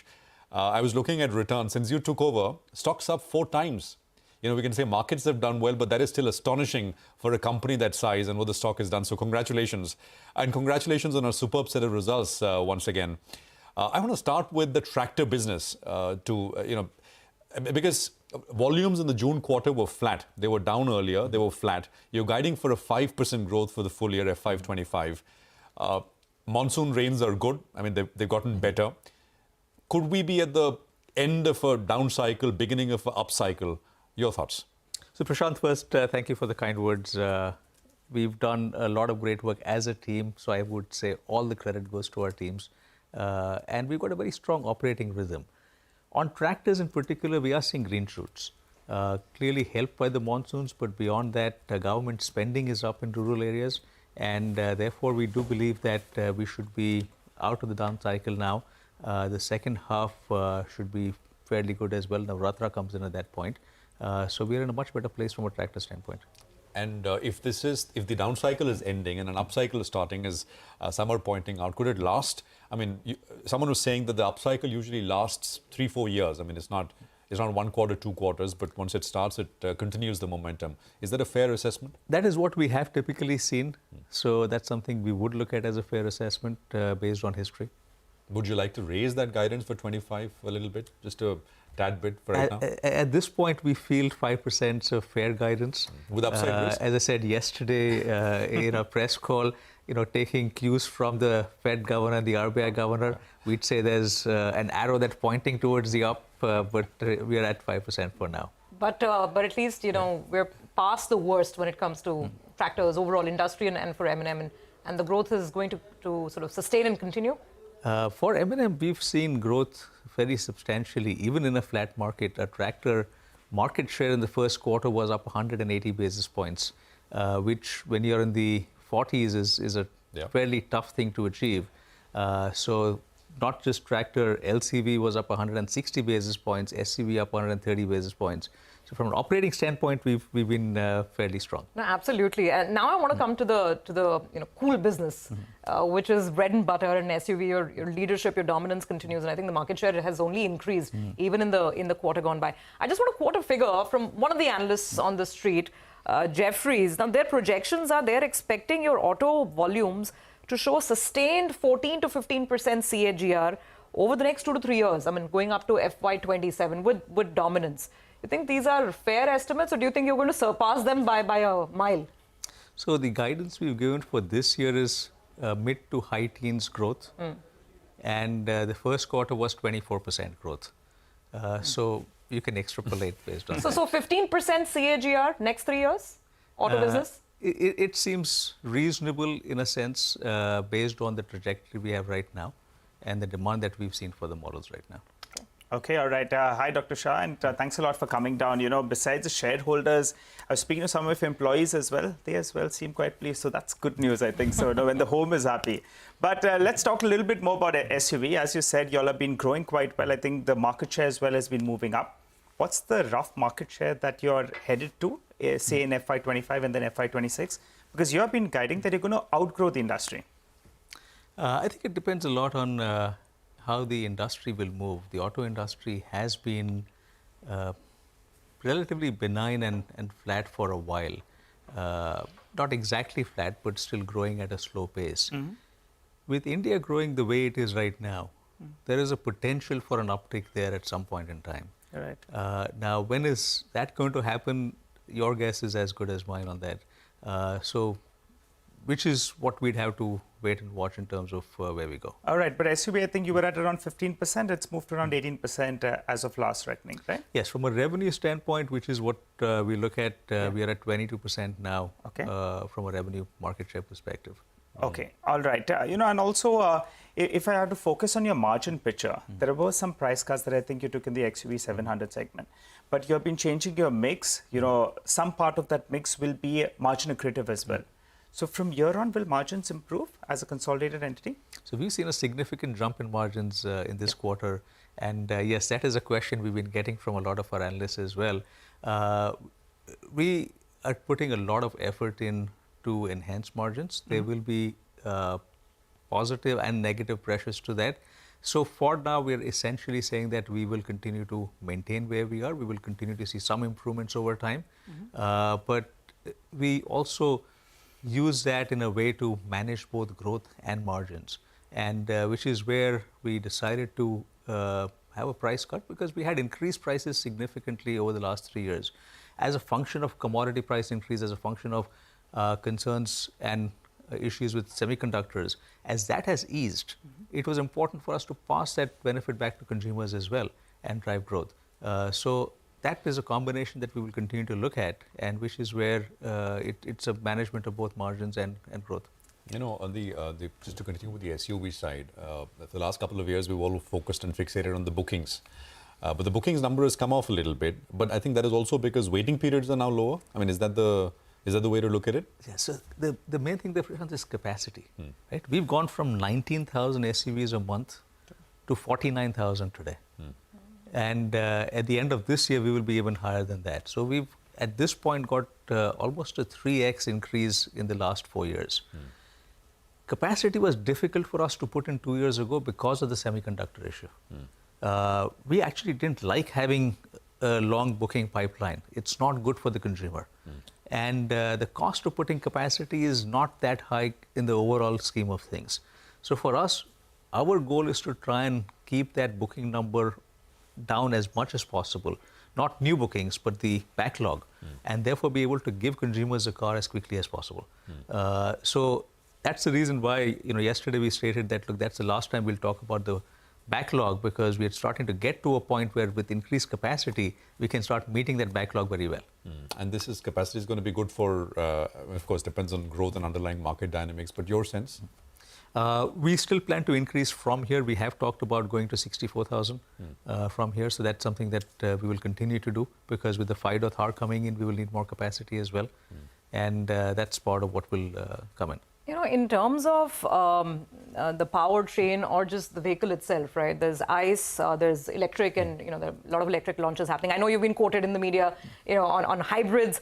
But what's the thought process? And from the company standpoint, both volume and profitability, how do you think this will play out? Because let's face it, I mean, electric vehicles are more expensive than ICE. So as those launches kick in, do you think that there could be a bit of a dent in volumes just because of the pricing element there? And I don't know, I mean, hybrids are, if they even make sense, there are some states offering incentives on it.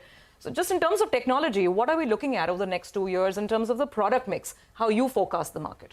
So let's look at why EV is important. If you think about it from a government or a policy standpoint, EVs solve two major problems. One is pollution in our cities, and second is a fuel import bill.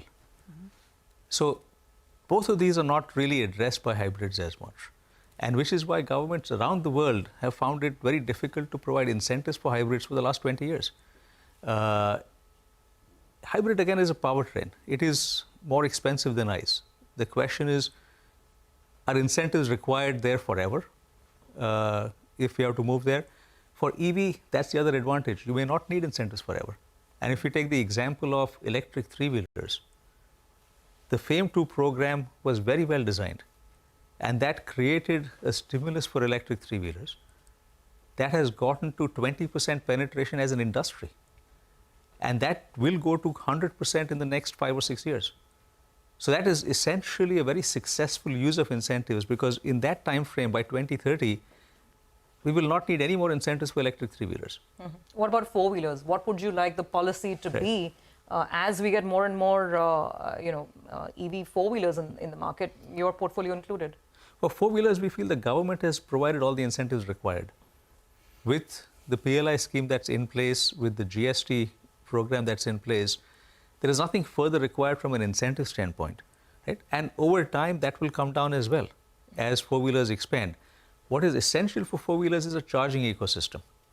And that is one area where we know that the government is very focused on it. They're looking at various different ways to enhance the charging ecosystem.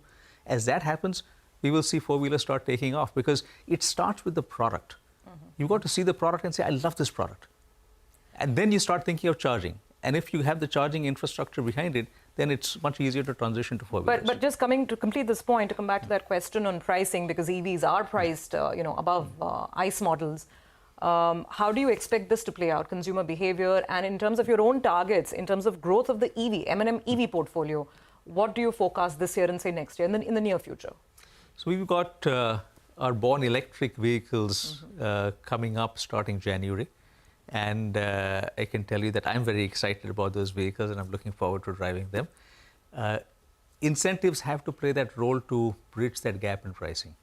Because if the pricing is far higher than ICE, then electric is not going to take over. So we feel that incentives have done that job, and that the pricing will not be dramatically higher than ICE. And that will help us transition to electric. And over time, the cost of electric will come down, and incentives will come down as well. Okay, all right. Mr. Shah, what about the new launches? I think the street is looking forward to the 5-door Thar.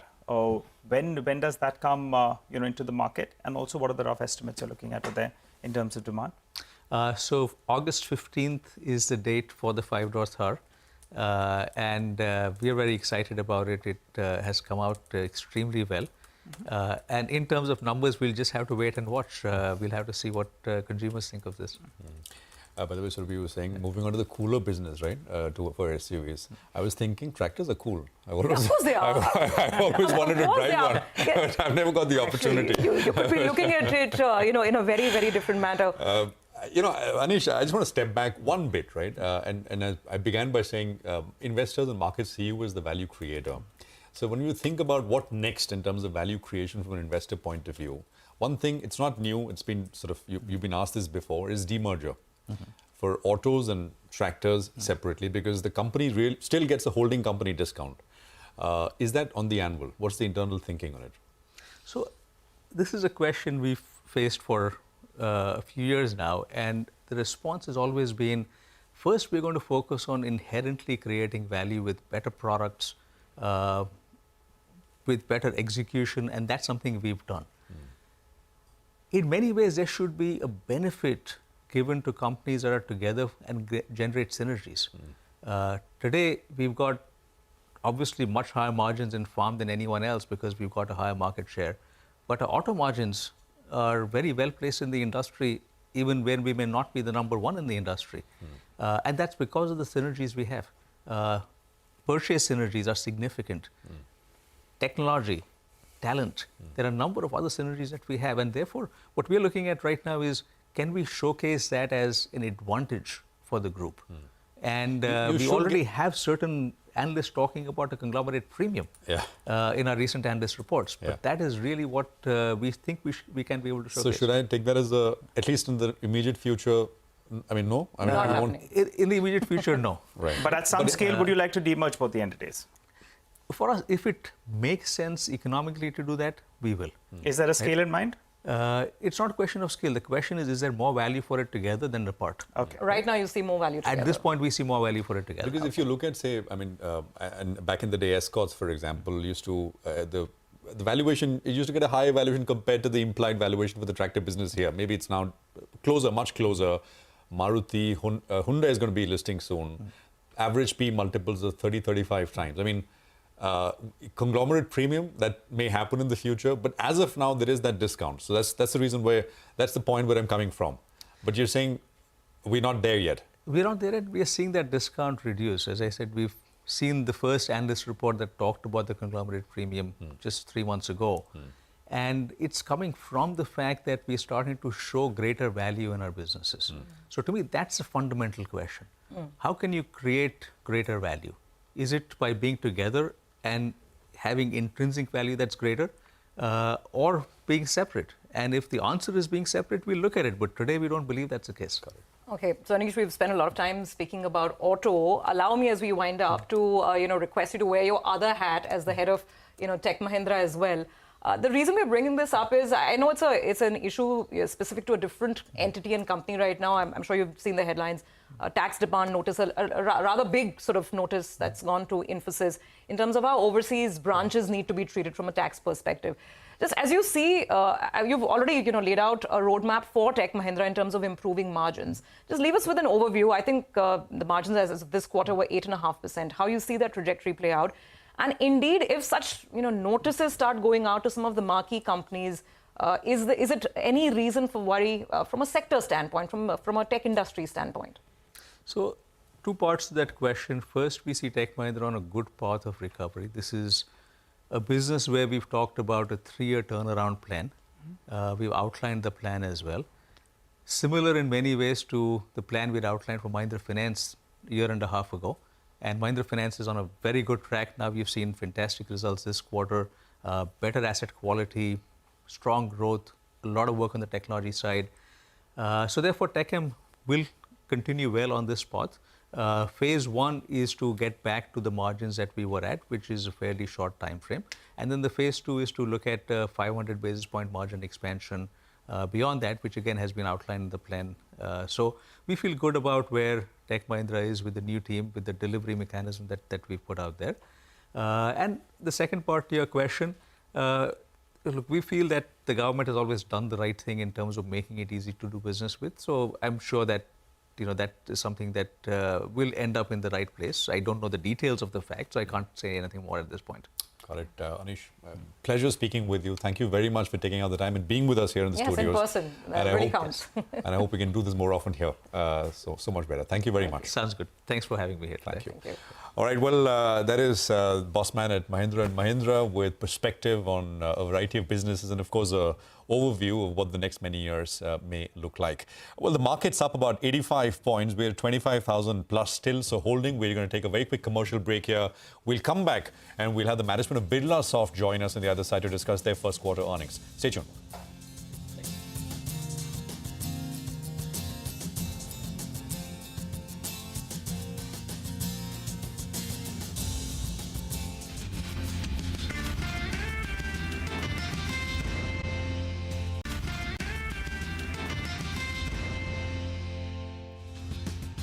Welcome back. Let's turn our attention to the tech space. And a mid-cap company, Birlasoft, reported a disappointing set of numbers. Growth got clobbered back, But let's find out what's the way ahead from here on. We have Mr. Guha, the MD and CEO of Birlasoft, who joins us on the show. Hi, Mr. Guha. Good morning, and thanks a lot for joining in. Always good to have you on the show. Well, the past quarter was a bit of a dampener for a whole host of issues. There were deferrals. There appears some softness in discretionary spending as well. You tell us, how are things likely to shape up? And I want two numbers from you. Earlier, you were guiding for industry-leading growth, or maybe you'll outbeat the industry growth as well. Do you stick to that? Last year, I think the top line grew by close to 7%. So for this year, what's in store with this, softest start to the year? And also margins, you were guiding, I think, for around 16% on an exit basis. Are you headed in that direction? So, Nigel, first of all, thank you for having me on the show. So, look, we admit that the first quarter was not really a great quarter for us. I mean, it was disappointing. Even for us, it was disappointing. But Nigel, you must also realize that this is on the back of almost 5 quarters of constant sequential and year-on-year growth. So we disappointed the market this quarter, but I think we will come back strong in Q2.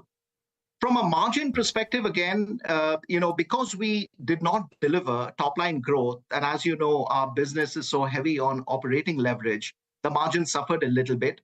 But I feel if the revenue growth comes back in Q2, which I think it will, you will see an improved margin. Okay, so what are the numbers you want to give us then? Margins, a little south of 15%. Revenue, you're expecting things to grow. I'm guessing that the macro hasn't got worse for you. So growth for this year, do you stick to that industry-leading growth? And margins will see an improvement of how much? 150 basis points from here. Previous quarter, you were at 16%. So you get back to that mark?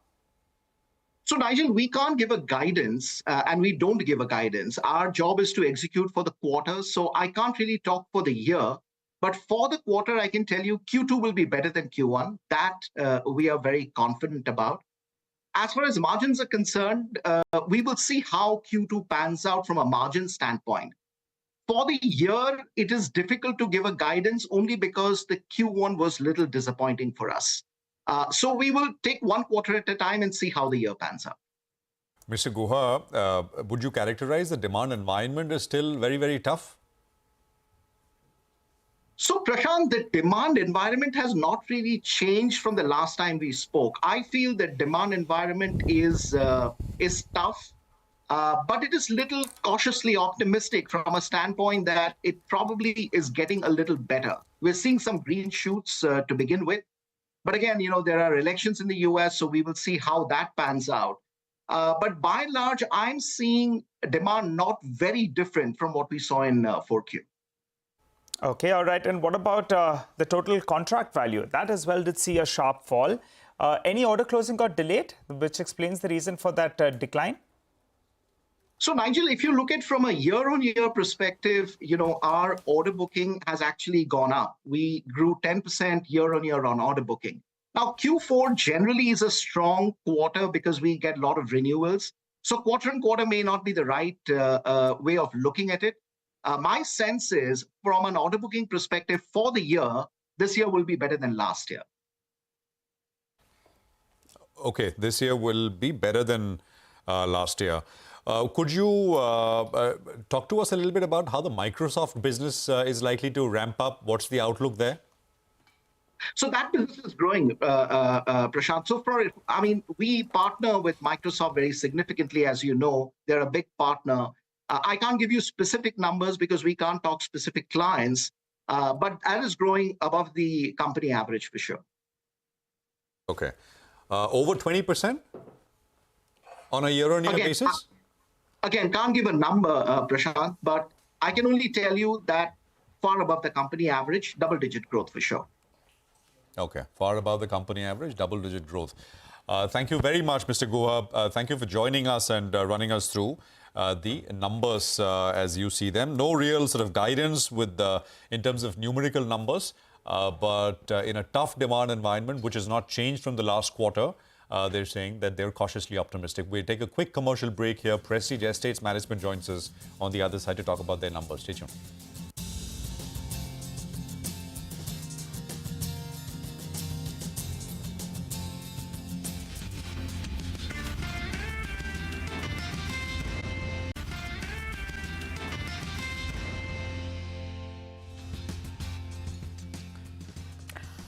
Welcome back. Prestige Estates is the next company on our radar. For the first quarter, the company saw a decline in pre-sales and sales volume, with which collections also saw a single-digit growth. We have Mr. Irfan Razak, Chairman and MD of Prestige Group, to take us through not just the Q1 performance, but of course the outlook going forward. Mr. Razak, great to be speaking with you as always. Now, looking at the slightly quieter start to the year, how does the rest of it look? Because we're almost, virtually practically done with the second quarter, at least 2/3 of it down. So what's the visibility on sales for overall FY25? Good morning, Nigel. Yes, quarter one was subdued only because there were not many launches, because the approvals couldn't come on time, and that's consequent to all the elections and the code of conduct that was on. But we are quite hopeful because we've got a large launch pipeline, and Q2, Q3, Q4 should do extremely well as we go along. Sir, just a small submission. I think you're missing Nigel. This is Surabhi here, but I'll tell Nigel that you were asking about him. No, okay, fair. Okay. So let's get back to it. Just give us a sense on pricing as well. First quarter, have you managed to take some price hikes, and what's the visibility? Any more, price elasticity in the market? Pricing, I believe, has reached a certain number, which actually, honestly, the price is a function of the cost of land and construction, and of course, the overall margin that we as developers would like to aspire to have. And we would not like to price our products too high, which will be counterproductive. I've said this before, I'm saying this again. We have to make sure that whatever pricing that we do on our product is affordable in the circumstances that are there. And I believe that we have reached a certain point where any more price increasing will not really be good for the market. And I think even now it's pretty good in terms of, depends on which location and what type of product we are able to offer at decent numbers. And I'm sure going forward also that will be the endeavor of the company. I got it. Mr. Razak, hi, morning. I want to just talk about the budget and what is done, right, on indexation. Do you think, because there is, of course, there's no indexation, but also tax rates are lower now from 20 to 12.5, for new real estate sales, sentiment-wise, at least for the potential buyer, it actually makes things a little more attractive for new sales. A legacy, a property, etc., that's a different matter. But what does it do for new sales? Yeah. No, I personally believe there's a lower rate of tax, 12.5% on long term. And it takes out a whole lot of question marks, a whole lot of guesswork and trying to work out the indexing and all that. So I do believe that this is a good move. And it's very easy for anybody to calculate according to the gain that they have made. And I think it's only a question of acceptance, because a 12.5% gain long term is a pretty good deal. Okay, everybody wants more. If it was 10, it would have been better. But then I think at 12.5 also it's a good number, and I think we should accept it. And it is good for medium to long-term investors and new buyers. Of course, very, very historical properties there'll be a marginal difference, but I always used to advise customers whenever they sold a property, even historically, I said your capital gains will be in the region to 10 to 12 or 12, 15%. Now it's at 12.5%, so I think it's pretty good. Although I must say, we reported this yesterday, Mr. Razak, the government is reviewing representations which have been made on the indexation issue, right? There is no clarity if there will be a rollback or any changes. As they stand right now, things stand, but they are reviewing a lot of the representation, etc., which has been made. But my question was not about legacy. I mean, that's a different debate, and we go into a different realm, which we've done with tax experts, etc. But I'm asking you from a future property purchase perspective. I mean, for a potential buyer in their mind, I mean, even if they want to sell it 2 or 3 years down the line, even if they don't, the tax rate is lower now. So does that spur new sales as you see it? Your thoughts? No, I think it'll help. You see, people are not buying today only to sell tomorrow. Correct. they are investing to buy a home. And if our investors who want to be there long term, they definitely will see that as an incentive because everybody is looking at ways and means how they can save tax and at the same time earn some money. So that's probably a trigger that people can buy some homes and then hope to sell once the product is ready. And then the gain will be 12.5%. Okay, and that's why maybe the lack of indexation won't pinch so much. Let's see. We'll find out what investor and end user behavior is like. I think the answers will come through over the next couple of months. Mr. Razak, thank you very much for joining in. Always a pleasure speaking with you. Well, with that, we have to take a quick break. On the other side, we'll have the management of Bank of Baroda joining in to talk about their first quarter performance.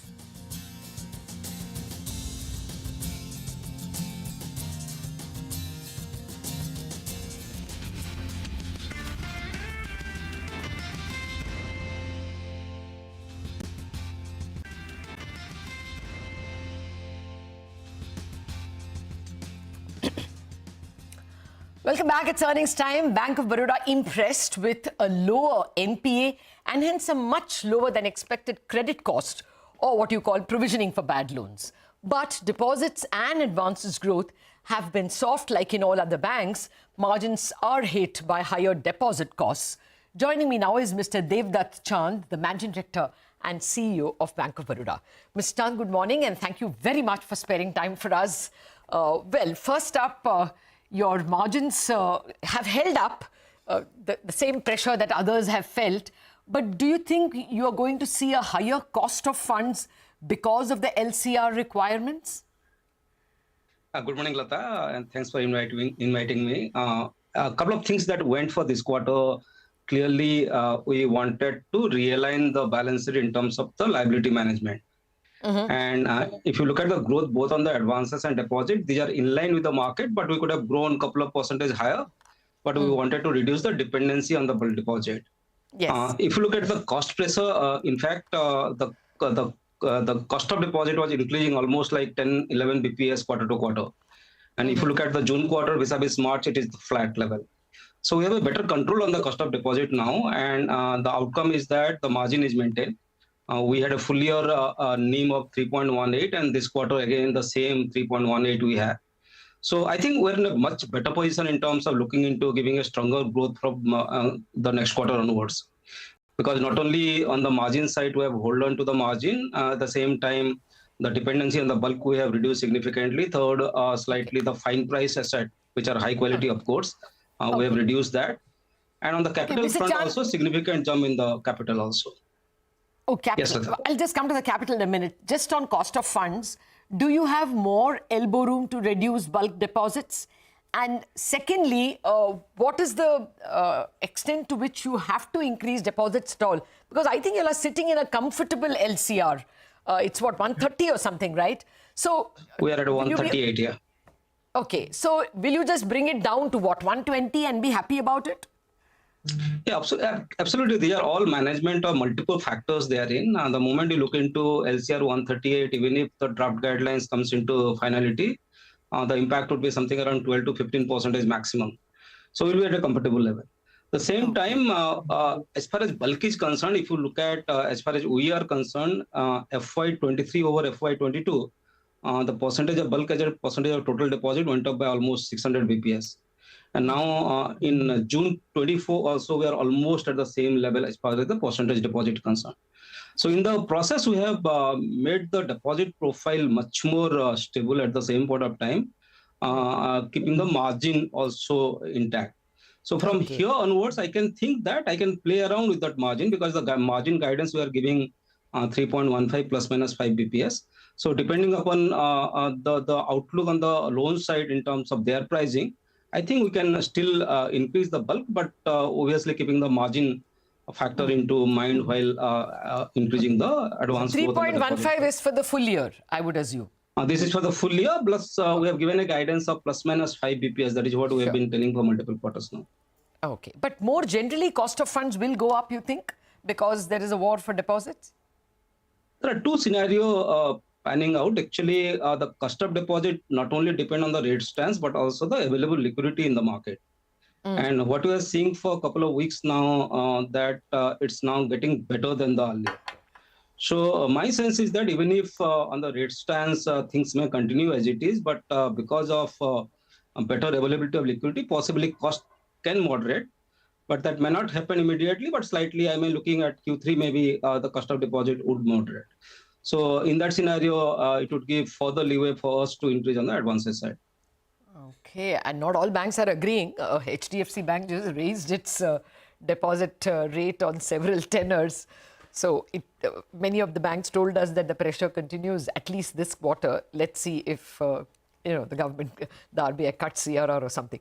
Okay, let me come to the slippages part. Your retail loans did show some slippages, I think 1.7%. How is it shaping up? Can it get worse in the current quarter?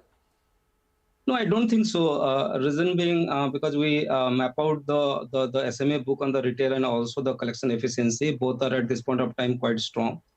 So I don't think this retail slippage is some kind of a seasonal one-off kind of a year. And if you compare the slippage ratio vis-a-vis the Q1 of the last year, it is much better. And the credit data also showing much, in terms of the Q1 of the last year and Q1 of this year. So I don't think that going to continue. It's something one-off seasonal, and I think will be like, because we look into these accounts more closely, I think a lot of pullback could happen out of the slippage that happened for this quarter in the Q2. So things are fairly stable in terms of the asset quality. Okay. Yeah, of course, you'll have done extremely well on recovery and upgrades. And I must admit that a lot of other banks' annualized slippages are higher than yours. Mr. Chand, now to come to the other two small, minor overhangs on the banking system. If the project finance provisioning rules come, how much can your provisioning go up? See, last time also the same, because it's a draft guidelines as a policy, we normally, because unless and until the final guidelines comes, we can't actually take a call on that. But considering my scenario, see, a couple of scenarios, let me tell you very clearly. One is that my capital adequacy is very strong, and that is out of internal accrual. The second is the margin is also fairly good considering the market, in terms of the market scenario. And thirdly, in terms of my dependency on the bulk on the cost side, not only on the interest cost, but we have also a strong lead on the operating expenses that would have seen. So as against 25% growth earlier, now the growth is only 14%, 14.5%. So scenario like that, any impact because of the project finance, consequently, I give you a scenario like when the risk weight of the NBFC and this personal loan came, the impact was almost 68 BPS on the CRAR. But currently, if you look at the CRAR is much better because the banks normally do pass on the impact there. So I think any guidelines coming on the matter on the project finance, I think the bank's balance sheet is well capable of handling that, or that may be a scenario where we can pass on to the customer to recover the impact there. Okay. You have taken board permission for 7,500 crore of additional capital, right? Are you likely to do that very quickly? Market is at 25,000. It is in the best of spirits. So should we expect, and will it be an offer to the public, or will it be privately placed? No, it will be privately placed. That is one. Secondly, if you look at my CRAR, there is no urgency for me to raise this capital. That is very clear. And sometimes, particularly long-term capital bond, it also depends upon the market appetite. At the same time, the rate stance. So our own house view with regard to the rate stance is that possibly expecting a Fed cut maybe in the month of September, and consequently a bit of moderation happening on the rate stance. That is what our expectation is. So we'll be timing it in a manner where we get an optimum, interest cost in the issuance side. So it's not immediate, but there would be maybe this quarter or next quarter possibly will be hitting the market. Okay. Well, finally, if you can give us some idea of where growth will come from, what kind of growth in advances are you penciling in, and from which verticals? See, if you look at the current year retail, we are doing the growth has been more than 20% for last many quarters now, and this quarter also the retail is more than 20%. And if you compare the Q1 of the last year and Q1 of this year, the change in retail is almost 250 BPS. Towards positive. That means we have increased the retail book. And typically in the bank, we talk about retailizing the book, and slightly that is what it has worked. MSME and Agri this quarter slightly below 10%, but there we would like to grow slightly higher. We are targeting something around 14-15% growth in MSME and Agri. Particularly, the budget is giving a lot of support for the MSME. I think that would be an achievable one. Corporate side, we have strong pipelines, and as I said, corporate, it's a how do you balance the portfolio, that is important. There are strong demand from the renewable side, on the infra side, even on the cement and some other core side also. So the pipelines are quite strong as on today, as far as we are concerned. And I think on the corporate side, we are giving a guidance of 10 to 12% growth for the full year. And I think we'll be in a position to achieve. So the overall loan guidance for the full year is around 12 to 14%. And I think currently, based on the pipeline, our capacity to grow because of a strong CRAR, good margin, I think those are things which can be achieved by the bank for the full year. Okay, your full year credit cost guidance was? See, this time the best part of the credit cost is below 0.5, but earlier we had given a guidance that we'll maintain credit cost less than 1, keeping everything, the ECL framework, everything in mind. But this time we have again revised it to less than 0.75. And as far as Q1 is concerned, we're at 0.47. So in that way, fairly balanced and well positioned therein. Okay, below 0.75, that's, well, let's hope it's 0.5. Thank you very much, Mr. Chand, for joining us with all those details. So, Bank of Baroda promising good growth and, of course, lower credit cost, which is what the street wants to hear. Wrap up on Bazaar on that note, with the market still cheering 25,000. Chartbusters will take the action forward.